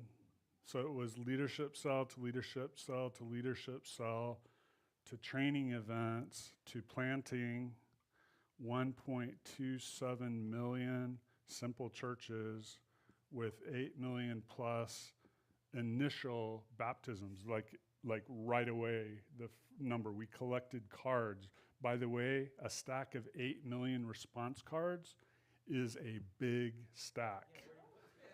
So in a room like this, like if you had put these 4 tables together, it would be about like that and a mound way over my head. It's a lot of cards. So 8 million plus initial professions of faith or baptisms. How much time had elapsed from the start of the 33? 2.5 years from that till when they started had these planted. So within the 3 years, all of this was seen. But it's because we happen to have influence and openness to train a huge number of pre-existing Christians. So until you get here, you're not having to wait on evangelistic response.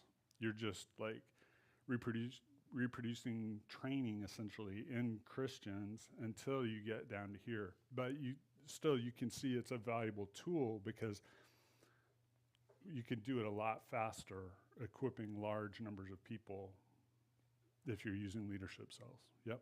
How long was your first leadership cell with the 33 states? Yeah. So we actually did that in an intense, like 2-week workshop kind of format, actually. But we would, use every day we would have a 3/3 practice and then more intense practicing or training. So it was, faster. But normally you're going to do the once a week, for most contexts, that's going to be a more practical thing. Can I ask a question about that specific example? Actually, not this one, the one before. Yep. On your island, when the opportunity arose with the school, the Yep. training of teachers. So did you guys see that as like, I mean, I don't know if it's just prayer, or you just like, oh, this is a great opportunity, but the Lord like led you to do that, like a strategic leadership cell. And did you find that helped advance, in your estimation, how quickly it went? Was that like a cool tool? And, Yeah. and if devoid of that, would have been the normal rate? Because in that context, there's no reason for people to travel to additional places. It is very rural, and it's outside of the Lee tribes, kind of in the central part. It's all one people group. And so, like, there's no reason for an outsider to come to a village unless it was, a government posting. And until then, they hadn't had government postings beyond the capital city. So it was like your Roman road, basically. Yeah. So real quickly, what we did was this was divided, and they weren't like this, but for the sake of pace, I'm going to do this. There were 17 counties, and so there was a middle school in every county. So what we would do is cast a vision for those students going out that first we wanted churches in every one of those counties, and then there were primary schools in every district. So there's a secondary school, a middle school in every county, and a primary school in every district. And so we cast this vision, so they were responsible for starting a work in the county seat, and then out of that, they would have a responsibility to start, see that a church got started in every district of that county. And within that county, they would cast a vision that they were responsible for seeing a church planted in every village in the district. So you go from 17 to 512 to 5,000 plus in just 3 generations, and it actually ended up working that way pretty quickly. So the government unknowingly helped the cause of Christ. Yeah. So to get a reason to go to all those places, there is no reason. But we did have a reason to get people here and then to the elementary schools in the district. And then from there, there was an excuse because the district seat towns will be the market towns for the district. So everybody has a reason to go to the market town. So you've got this natural trickle down, county, district, every village that's natural once we had access via government providing teachers. Maybe this is separate, but a strategy question. Do you find it in a lot of these networks that you're getting to see them progress? Is it similar? Do they have moments in time where God leads them to just this divine appointments of strategy where it just multiplies? Yeah, so here's my opinion. We want both the organic and the intentional. The organic is naturally going to go faster, so you get a lot of scale, but almost in every instance, you're not going to fill in every little nook and cranny, every gap just with organic growth. There's places that for some reason, because whether it's spiritual warfare, whether it's linguistics, whether it's geography, whether it's historical factors, whether it's, whatever, that the gospel is just way harder to get into. And if you're not having an intentional strategy, those places can get overlooked indefinitely. So you want to constantly, it's like another two lens thing. Okay. Constantly be working for helping people be alert and aware and sensitive to the natural organic opportunities to spread into new new niches, and you want to have parallel an organized, intentional system so you can make sure nowhere is overlooked. So in our case, these counties here, there still wouldn't be churches there today if we didn't use that approach. If that hadn't There's all these factors that mitigated against the gospel getting started in those areas. A lot of the others, it would have taken a little longer, but it would have got reached with purely organic approaches. But those four, I really don't think so. Wow. So, I'm just thinking naturally, so Gianni and Jefferson, they're about to go to Guinea-Bissau, and they have this crazy open door to put a Bible in every home, this massive Bible distribution. In your mind, you could look at that and say, this could be a cool opportunity to reach quicker some of those areas, potentially? Yeah. And they could piggyback on? But so then they need to be thinking not just how do they get the Bible there? That's great. That's wonderful. But they need to be thinking, how do they get, a real discipleship process happening through simple churches, that the Bible distribution can give them the access and the familiarity and, all of that things, but just doing a Bible distribution isn't going to have this happen. Yeah. So they definitely need to be thinking, okay, that's the open door. Now what do we do once we get in the room? Yeah. So, yeah.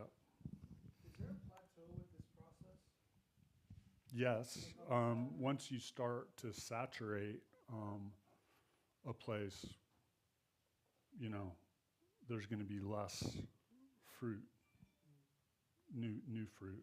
But there's still fruit in terms of increasing maturity in those disciples. And so then a big challenge then is constantly casting vision for, like in our situation, this county was the hottest, most fertile place. And so we were constantly casting vision there to be sending out work, especially over to these four, so that they can help the efforts that are, there's people trying here but not seeing a breakthrough yet or whatever, so that they can go help that. So it's, a lot of times we'll call that hot coals. So you take it from where it's going really well in one place, and they're helping nurture that in new places that are a lot colder, right? So that's the giving people eyes to see where the kingdom isn't, and emphasis on the least, last, and lost in that lens. That's what that's all about. So, out of our little training center, the last 10 years, we've sent long-term workers to 146 nations, including most of the hardest nations. So we're not in, the ones we're not in are like the Pacific Islands that are 60% Christian and all of those.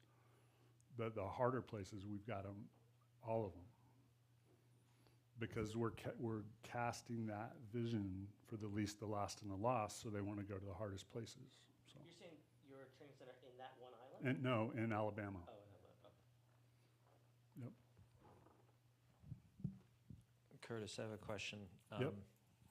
So just as I'm looking at this, I look at YWAM, the organization that we're a part of, and I feel like we've kind of, in the Great Commission, the go part, we've really gotten. I think we're really good at just going. Yeah. And I feel like this second part of making disciples is where it's like, not so much.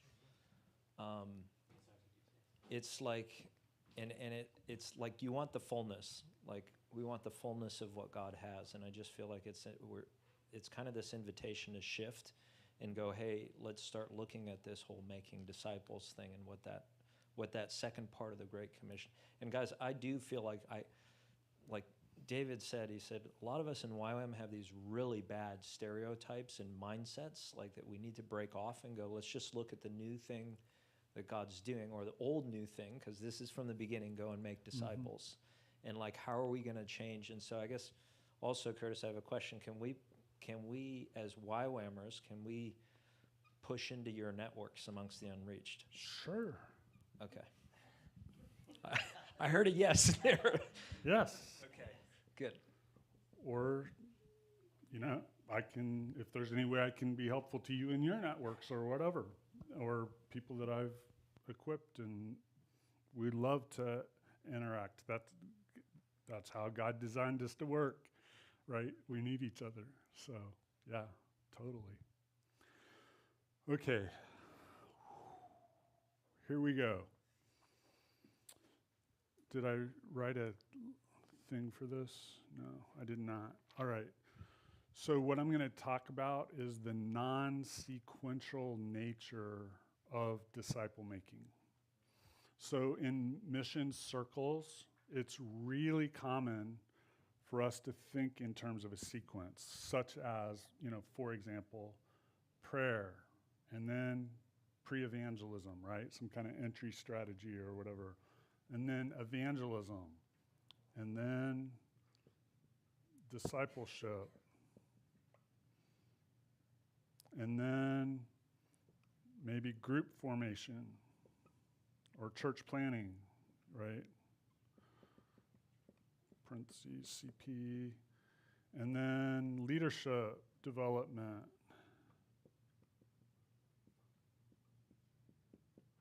And then reproduction. And absolutely, you can do things in that order. And maybe in a given context, that's a helpful order to think about. But guess what? A lot of times, there's a bottleneck somewhere if you're insisting on things happening in this order. So back in the late 90s, I was doing consulting for a big mission agency that every one of you would recognize if I said it. Great agency. If I give too many details, you'll guess who it is. But their people are known for doing a great job, like at language and culture learning, and they're known for their commitment. Huh? Oh no, I wasn't even going to give some of the details. But anyway, they had this problem.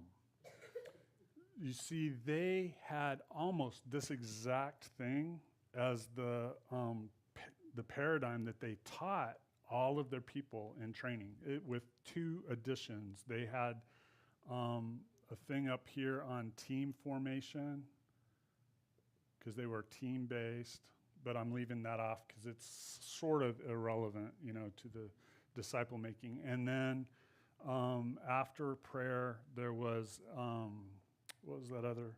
Oh, language and culture acquisition. And again, important and relevant to an agency, but for the disciple making aspects, not universal. So I've removed those two, and this is literally how they train people. And so for each one of these, they would have this checklist of items. And what you're supposed to go through and you do all of them. And once you complete those, you jump to the next level, and your team is declared as being at level whatever. They had them numbered 1, 2, 3, 4, 5, 6, 7, 8, 9, right? And so what happened was they were having this bottleneck. So here I'm going to start making up numbers because I don't remember the true numbers, but this will give you a sense of scale. So like, let's say globally, they had 8 teams here. They had 12 teams here. They had 13 teams here. They had 9 teams here. And then they had 98 teams here. They had 0 here and 1 here, globally. And so teams were, kind of progressing through, and then they get here and they get stuck. And they said, we talked through it and stuff, and they said, we don't understand what's happening. And so I said, I think it's that you're insisting on this order. And so what's happening is people aren't seeking or looking for opportunities to plant churches until they've checked off all of these. And within these, some of the check marks they had were actually developing dependence on the outsiders, because these are cross-cultural teams going in. So who's doing all the praying? The team members. Who's doing all the pre-evangelism? The team members. Okay, so far I can understand that. Who's doing all the evangelism? The team members. Even though they've already got some believers, but that's all of the check marks are related to the team members. Discipleship, all happening by the team members. Group formation, the local believers don't trust one another. They don't respect one another. They don't know one another. And so forming the teams was the churches was really difficult. And as a result, they couldn't do leadership development because they wanted all of these related to developing leadership for the churches, but they didn't have them. And reproduction wasn't happening because they weren't getting the churches planted. And anyway, so I made some suggestions related to that issue, and they said, well, thanks for your input, bye, And 5 years later, they called me back and asked me to come back again. And by now, they were, something like 9, 11, 14, 8, 179, 0, 0. This one had fallen apart, and they were at 0, 0. And they say, okay, tell us again what you said, might be the problem. And they're like imposing this. And I said, well, I explained to them again, you're making a sequence. And they say, well, we tell them this isn't really a sequence. And I said, well, you have them labeled with numbers, and you can't go to subsequent numbers till you complete the first number. That sounds kind of like an imposed order. I don't know, maybe it's just me, but and I said, you need to think of it more like light going through a prism, right? All of these aspects need to be happening simultaneously, right? And so, we have red, orange, yellow, green, blue, indigo, violet, and those could answer to these prayer, pre-evangelism, evangelism, discipleship, group formation, leadership, development, and reproduction. And so everything that you do, you can be working on all of these simultaneously. So what are you praying for? Hopefully you're praying about things related to all of these from the very beginning. When you're doing pre-evangelism, how you do it, who does it, when they do it, all of these things, you're setting a model that sets expectations for how this should happen or can happen. And so if, you're not involving local people, you could involve local people in pre-evangelistic activities with them not being believers. like you're doing a health clinic or you're doing a food distribution or whatever, man, you could be having all kinds of opportunity to use that to develop relationships by involving them in doing those access ministries, for example. Evangelism, again, who does it, how they do it, when they do it, why they do it, all of that, we're shaping it. So are you using approaches that can't be emulated by locals? So like, is your primary evangelistic outreach doing English classes? Well, guess what? The locals can't teach English classes, etc. When, that all of these aspects can be happening simultaneously. You can disciple people into belief, right? So people can start obeying some things Jesus said before they follow him, right? You can form groups that aren't churches. And guess what? Some of those may provide an opportunity to disciple people into belief. Wait, we're setting up this reverse flow. Is that allowed? How about leadership development? We can equip leaders for other purposes using Christian things. And guess what? Help them form groups that then disciple people into belief.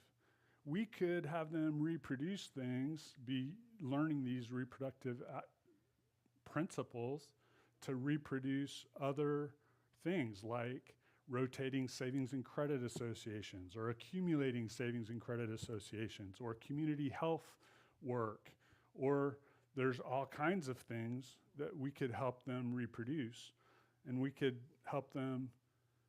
And so literally, very, very literally, I could have you give me any order, so 1, 7, 5, 3, 2, 4, 6. I don't remember if I said 6 already. And I could create a plausible example of how that order could achieve the ultimate ends. So, for example, let's say the accumulating savings and credit associations. So that is potentially a pre-evangelism activity. We form these savings groups, and through small business training, we are teaching some of these principles of reproduction, and then we introduce the gospel. Well, let's jump down to leadership, and we're developing people on how to lead this process, and then we introduce the gospel into those groups, and then they start to pray.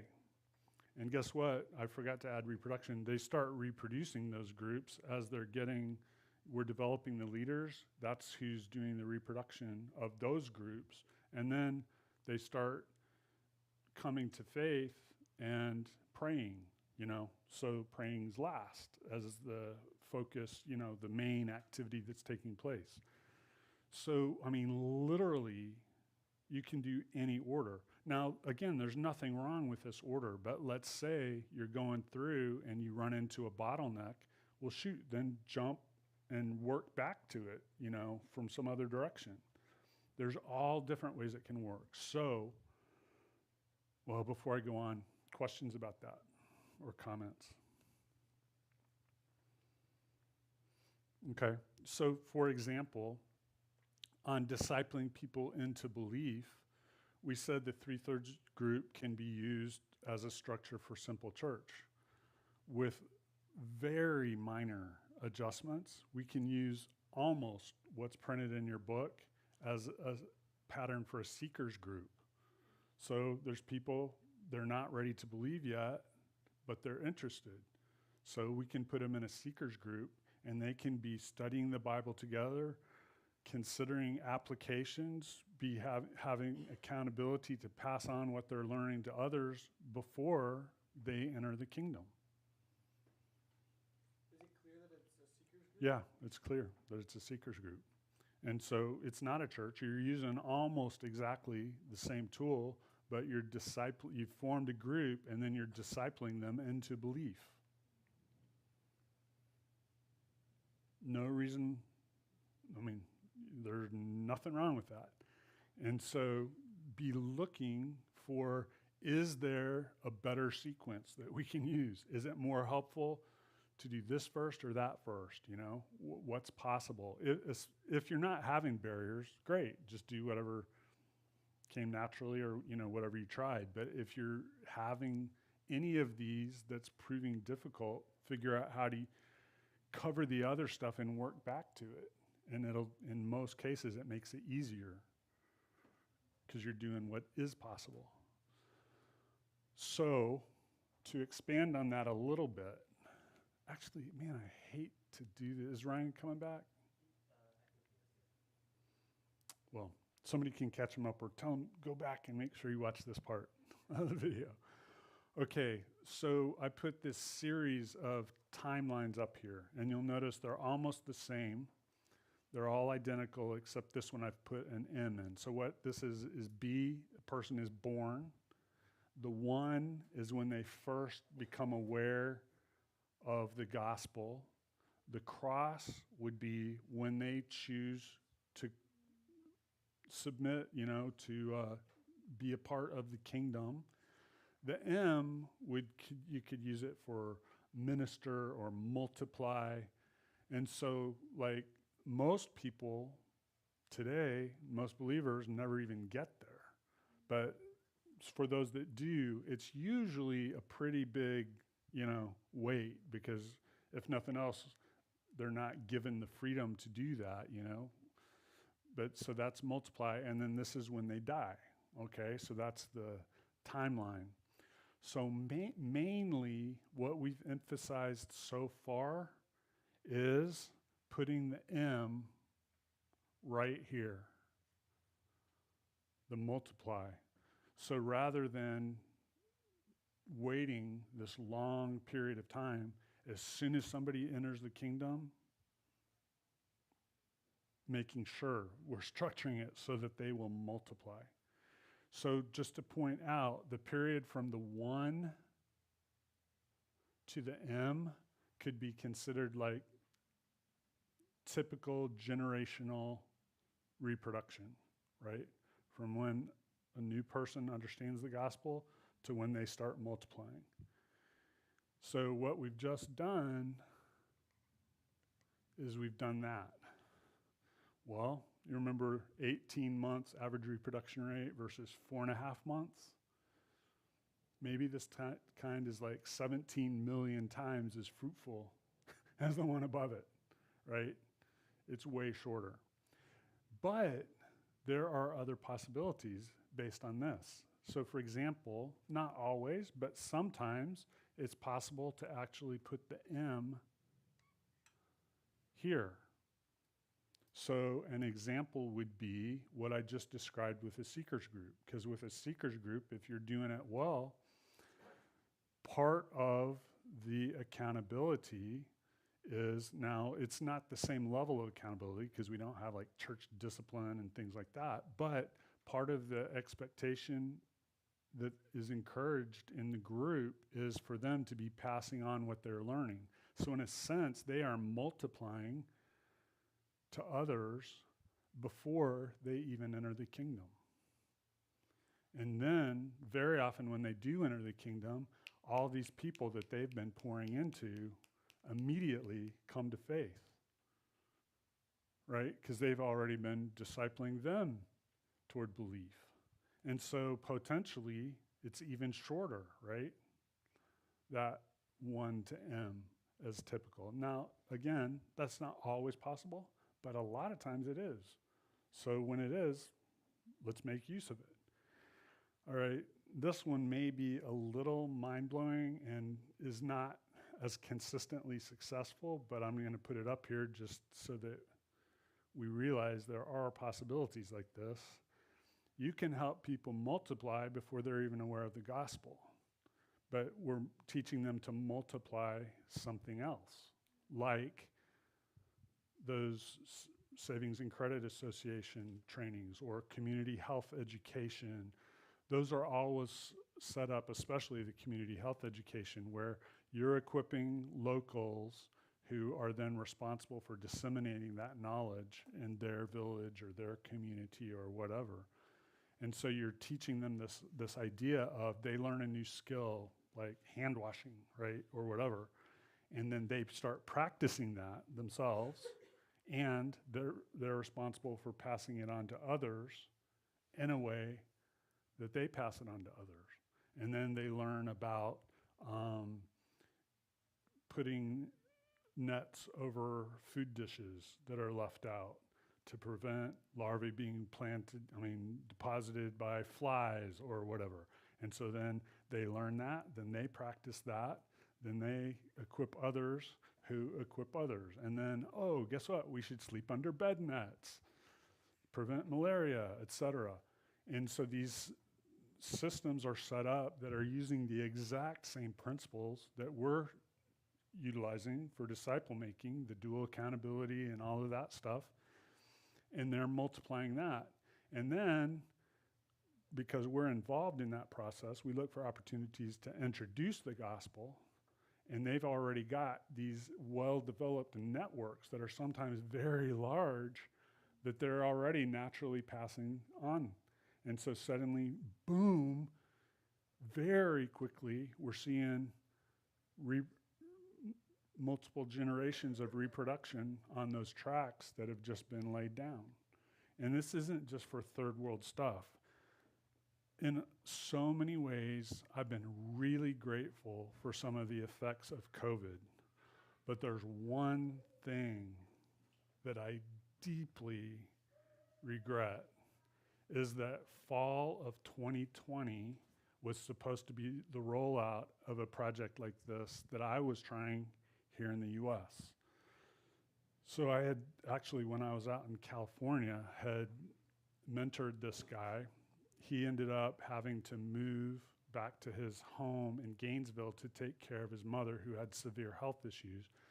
And when he got there, he got a job as a consultant. It was like a business consultant, a political consultant, things like that. So, and he began to apply the disciple-making principles to business and political campaigns and all of this. And so when somebody was thinking about hiring him, he would say, in the interest of full disclosure, I just want you to know the approaches I used were actually developed in churches, like from the Christian world. But don't worry, I'm not coming in to evangelize or anything. I just wanted you to know where I got a lot of these approaches. And he did that to kind of pique their interest, really. That they'd look at his references and stuff, and they'd say, okay, I can't imagine what we could learn from the church, but if you say so. And he'd come in and he'd, start using a lot of these principles, but for other applications. And so one of his clients was the University of Florida system. And so we had developed this approach where every incoming freshman, they were going to require a course in these principles. And then they would assign them a topic, and they would have to develop a plan on how they could see that implemented throughout society and have a big influence on the world. And then their junior year, they would have to take another course applying those same principles to their field of study. So then we started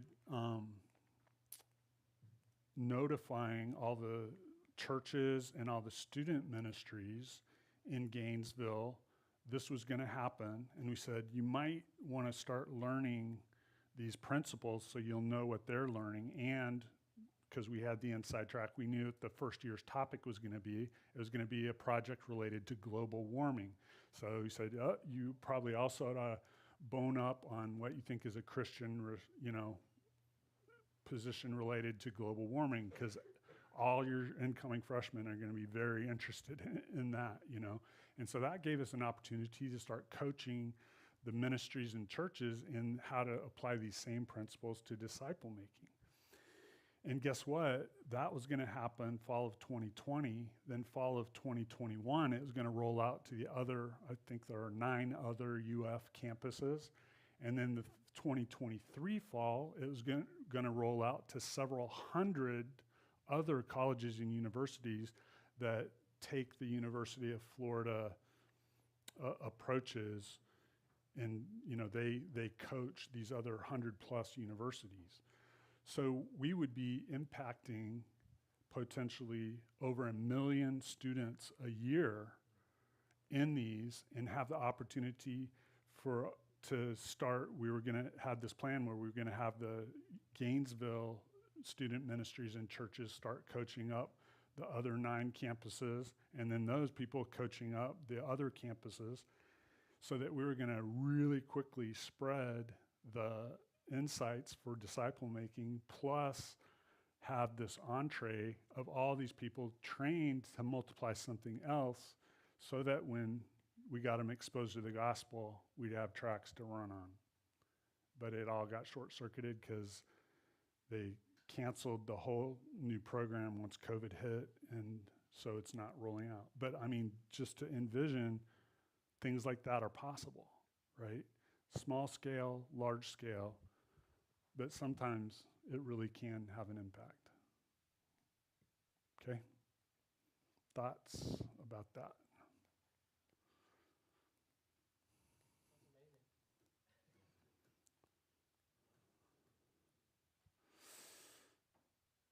All right. 15, 18 minutes. Here's what we're going to do.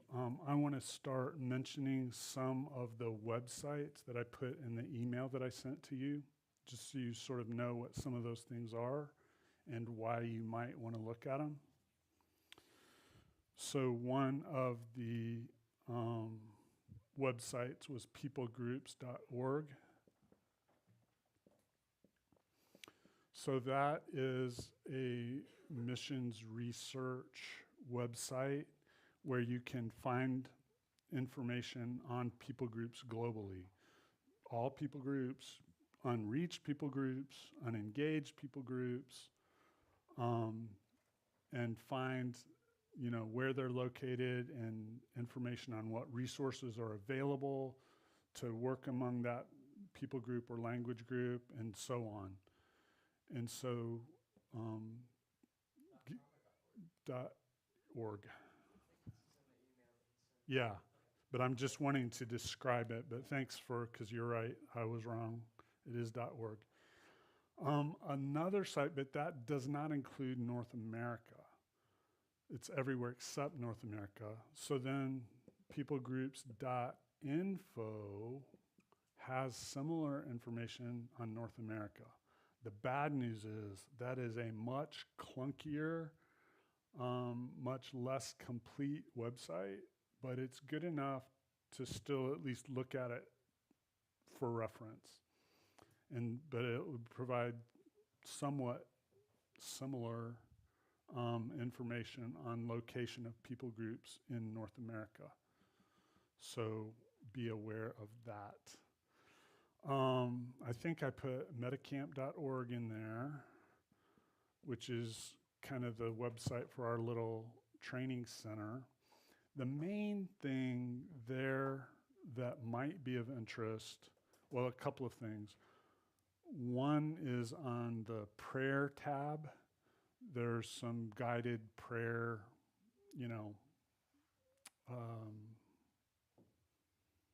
kind of like the prayer wheel, but not different aspects of prayer, but different topics for prayer that might be of interest. The other thing is under the About pull-down menu, then there's one of the choices is multiplication concepts. And so it has a bunch of short videos. There may be like 30 little short videos that just give a brief reminder of some of the topics that we talked about, quick overview kind of to remind you about that. And so that might be of interest. I think at the bottom of that list of videos, there's also a link that gives you access to a little bit of the very generic Module 2 stuff, and you can download the booklet for Module 4, I think, from there. But to get access to those, you have to sign up for something, but it's free. It's like a learning platform.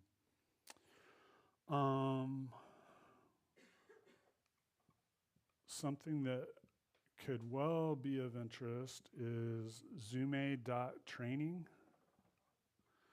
So that is a lot of the topics that we've talked about this week, slightly more condensed format, and it's set up as a self-facilitated small group curriculum. And so the kind of default way it's set up is 10 2-hour sessions, but I can send you outlines with links that you can reorganize it as 90-minute or 60-minute segments, and just have more of them.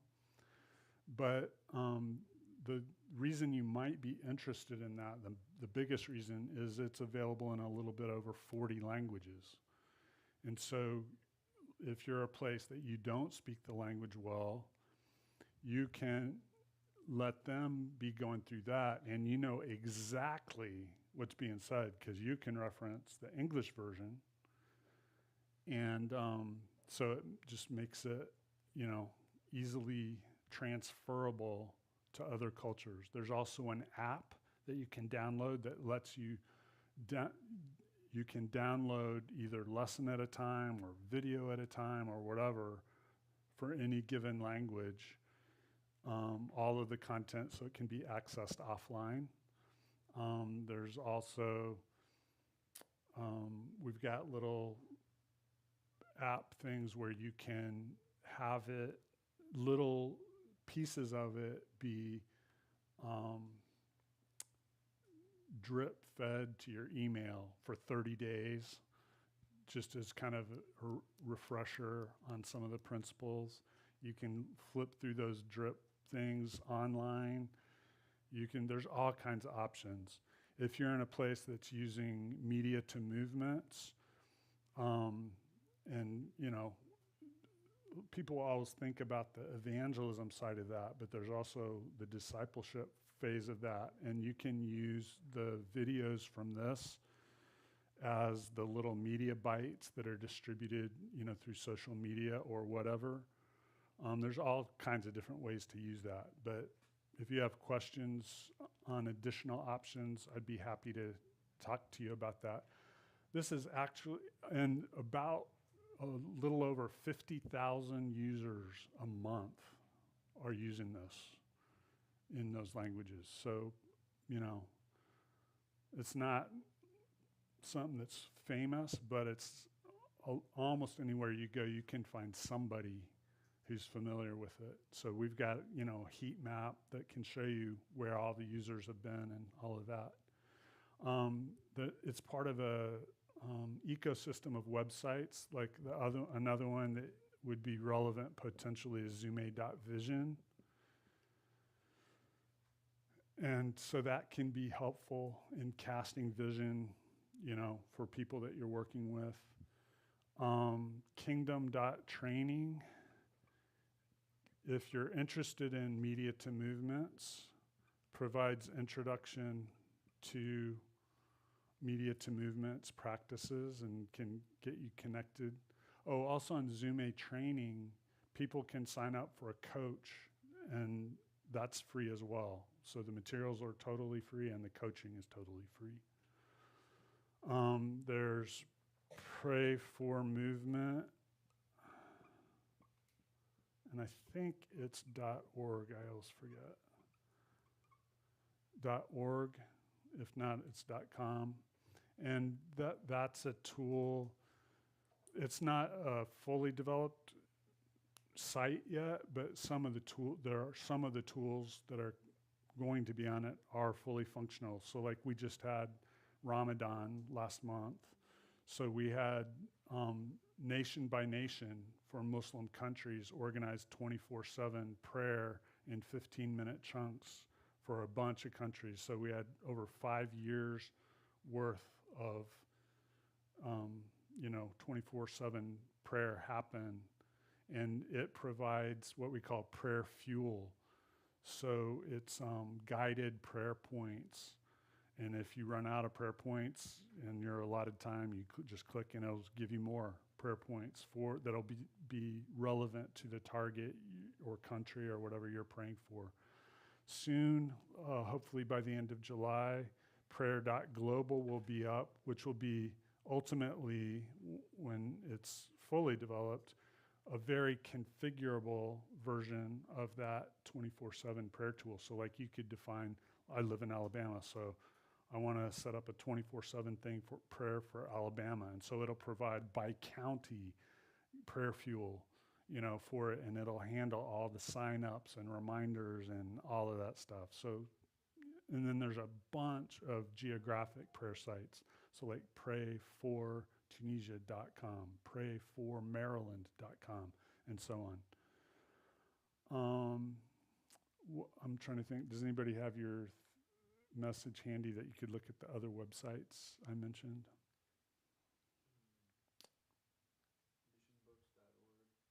Okay, that's not as important, but that's where you can get my book for free. Okay, yeah, that's not that important. It's just my personal website. So,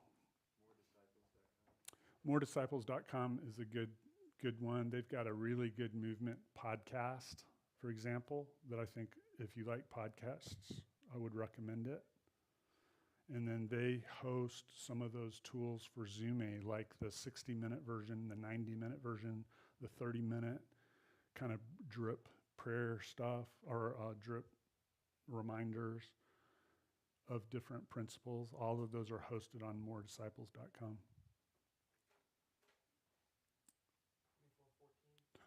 2414. Good. 2414now.net.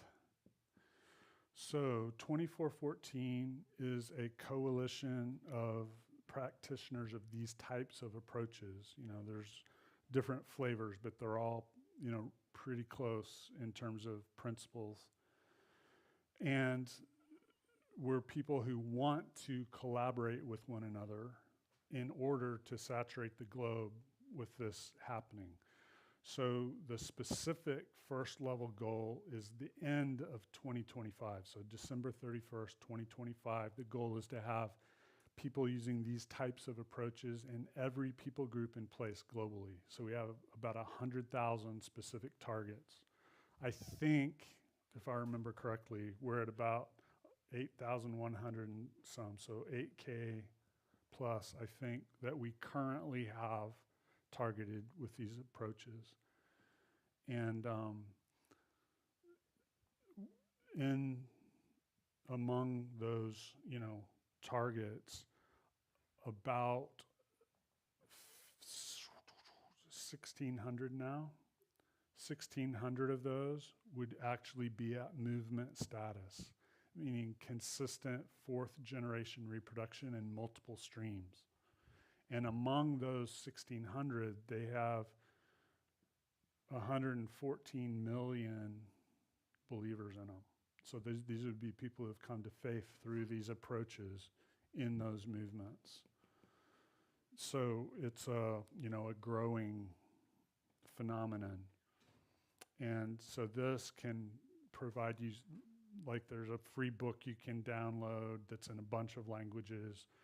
There's, you can get tied into the community. You go to that site, express interest, fill out a little questionnaire, and they can put you in touch with people in your region, where you live or your area of focus. And it's just a great way to get tied into other people who are doing this for ongoing support, peer mentoring, and so on.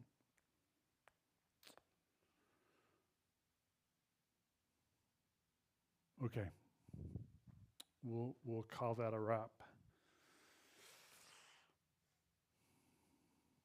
So, where we're going after lunch is I want to talk about some general advice going forward in communicating this to others and so on, and talk some more about responding to suffering, because it's going to happen, and it's important, and so I have some specific things I want to tell you about that. And then we're going to do a little debrief activity, and then, oh man, I just realized,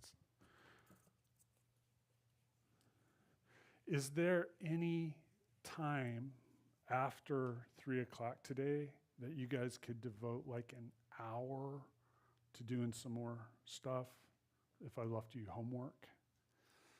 Yes, I think we have from 1 to 4. So you have till 4. No, All I saw was 1 to 3 today. Yeah, that's the nation building probably time.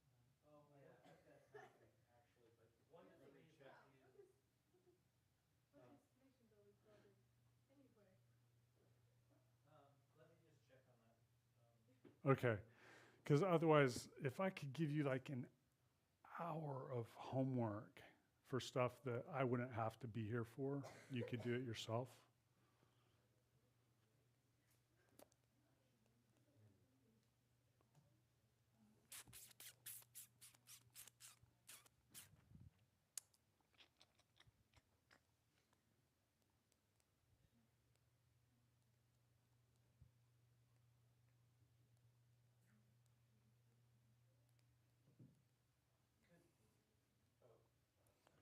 That's all right. Have a couple minutes.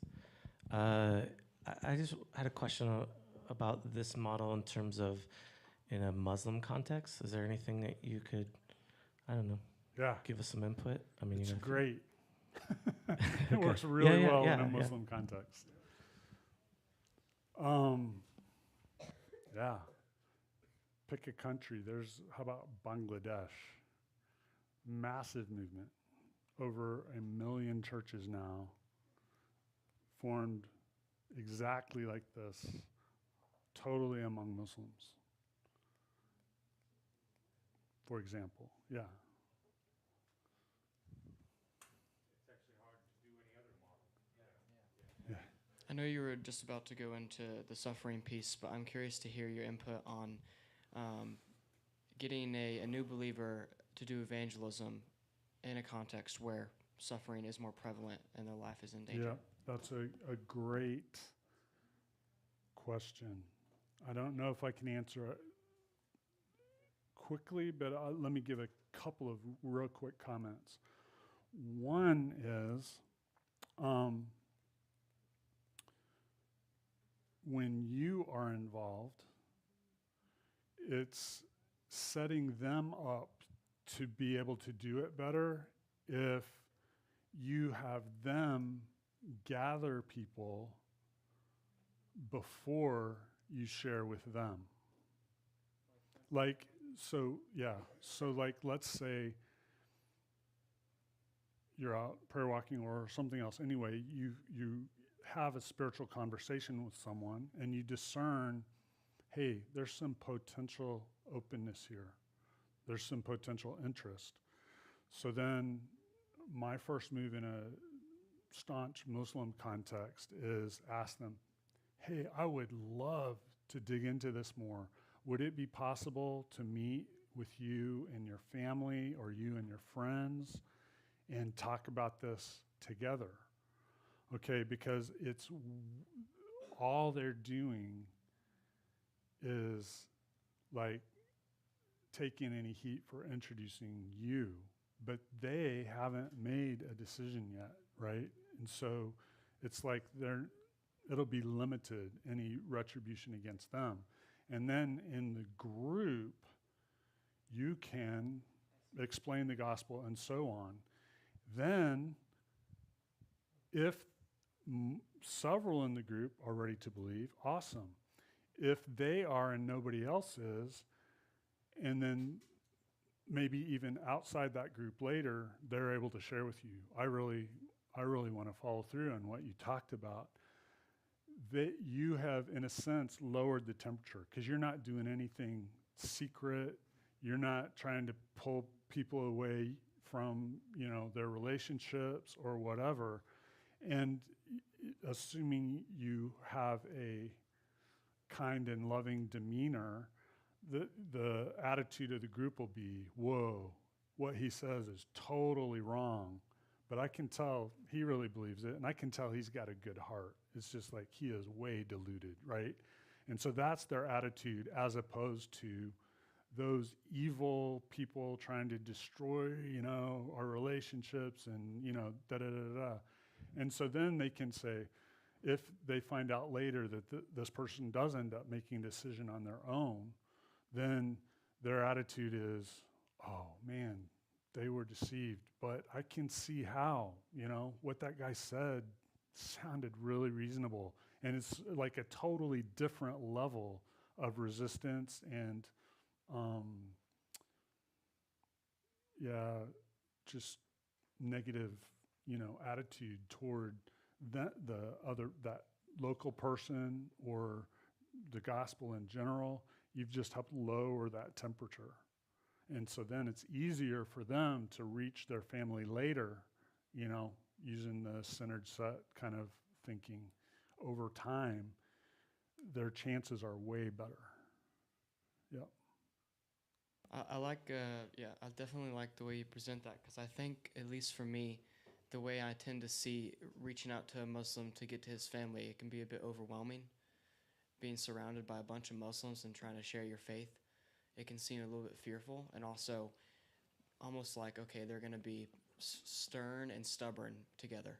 Mm-hmm. But the way it sounds, the way you're presenting it is, it's actually bold, and it opens more doors. Yeah. Because and there is, depending how staunchly Muslim, there could be some increased risk on you, but better on you than this person who hasn't believed yet, or even if you couldn't help yourself and you led them to the Lord before that.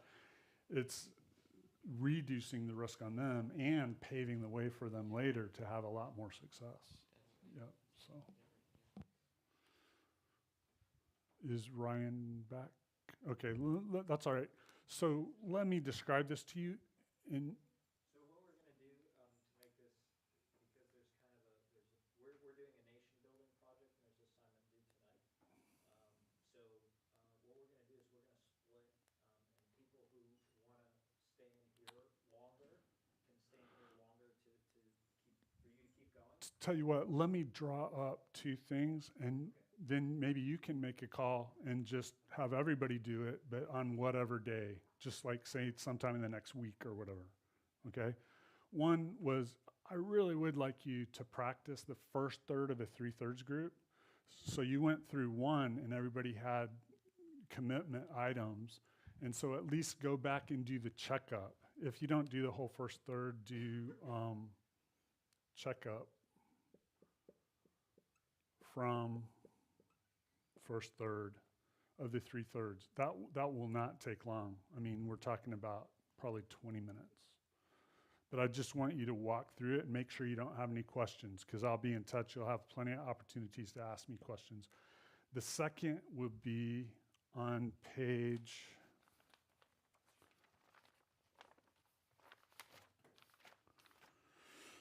41. Page 41.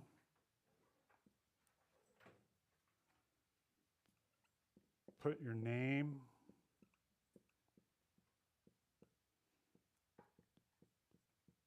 Fill it out and email me.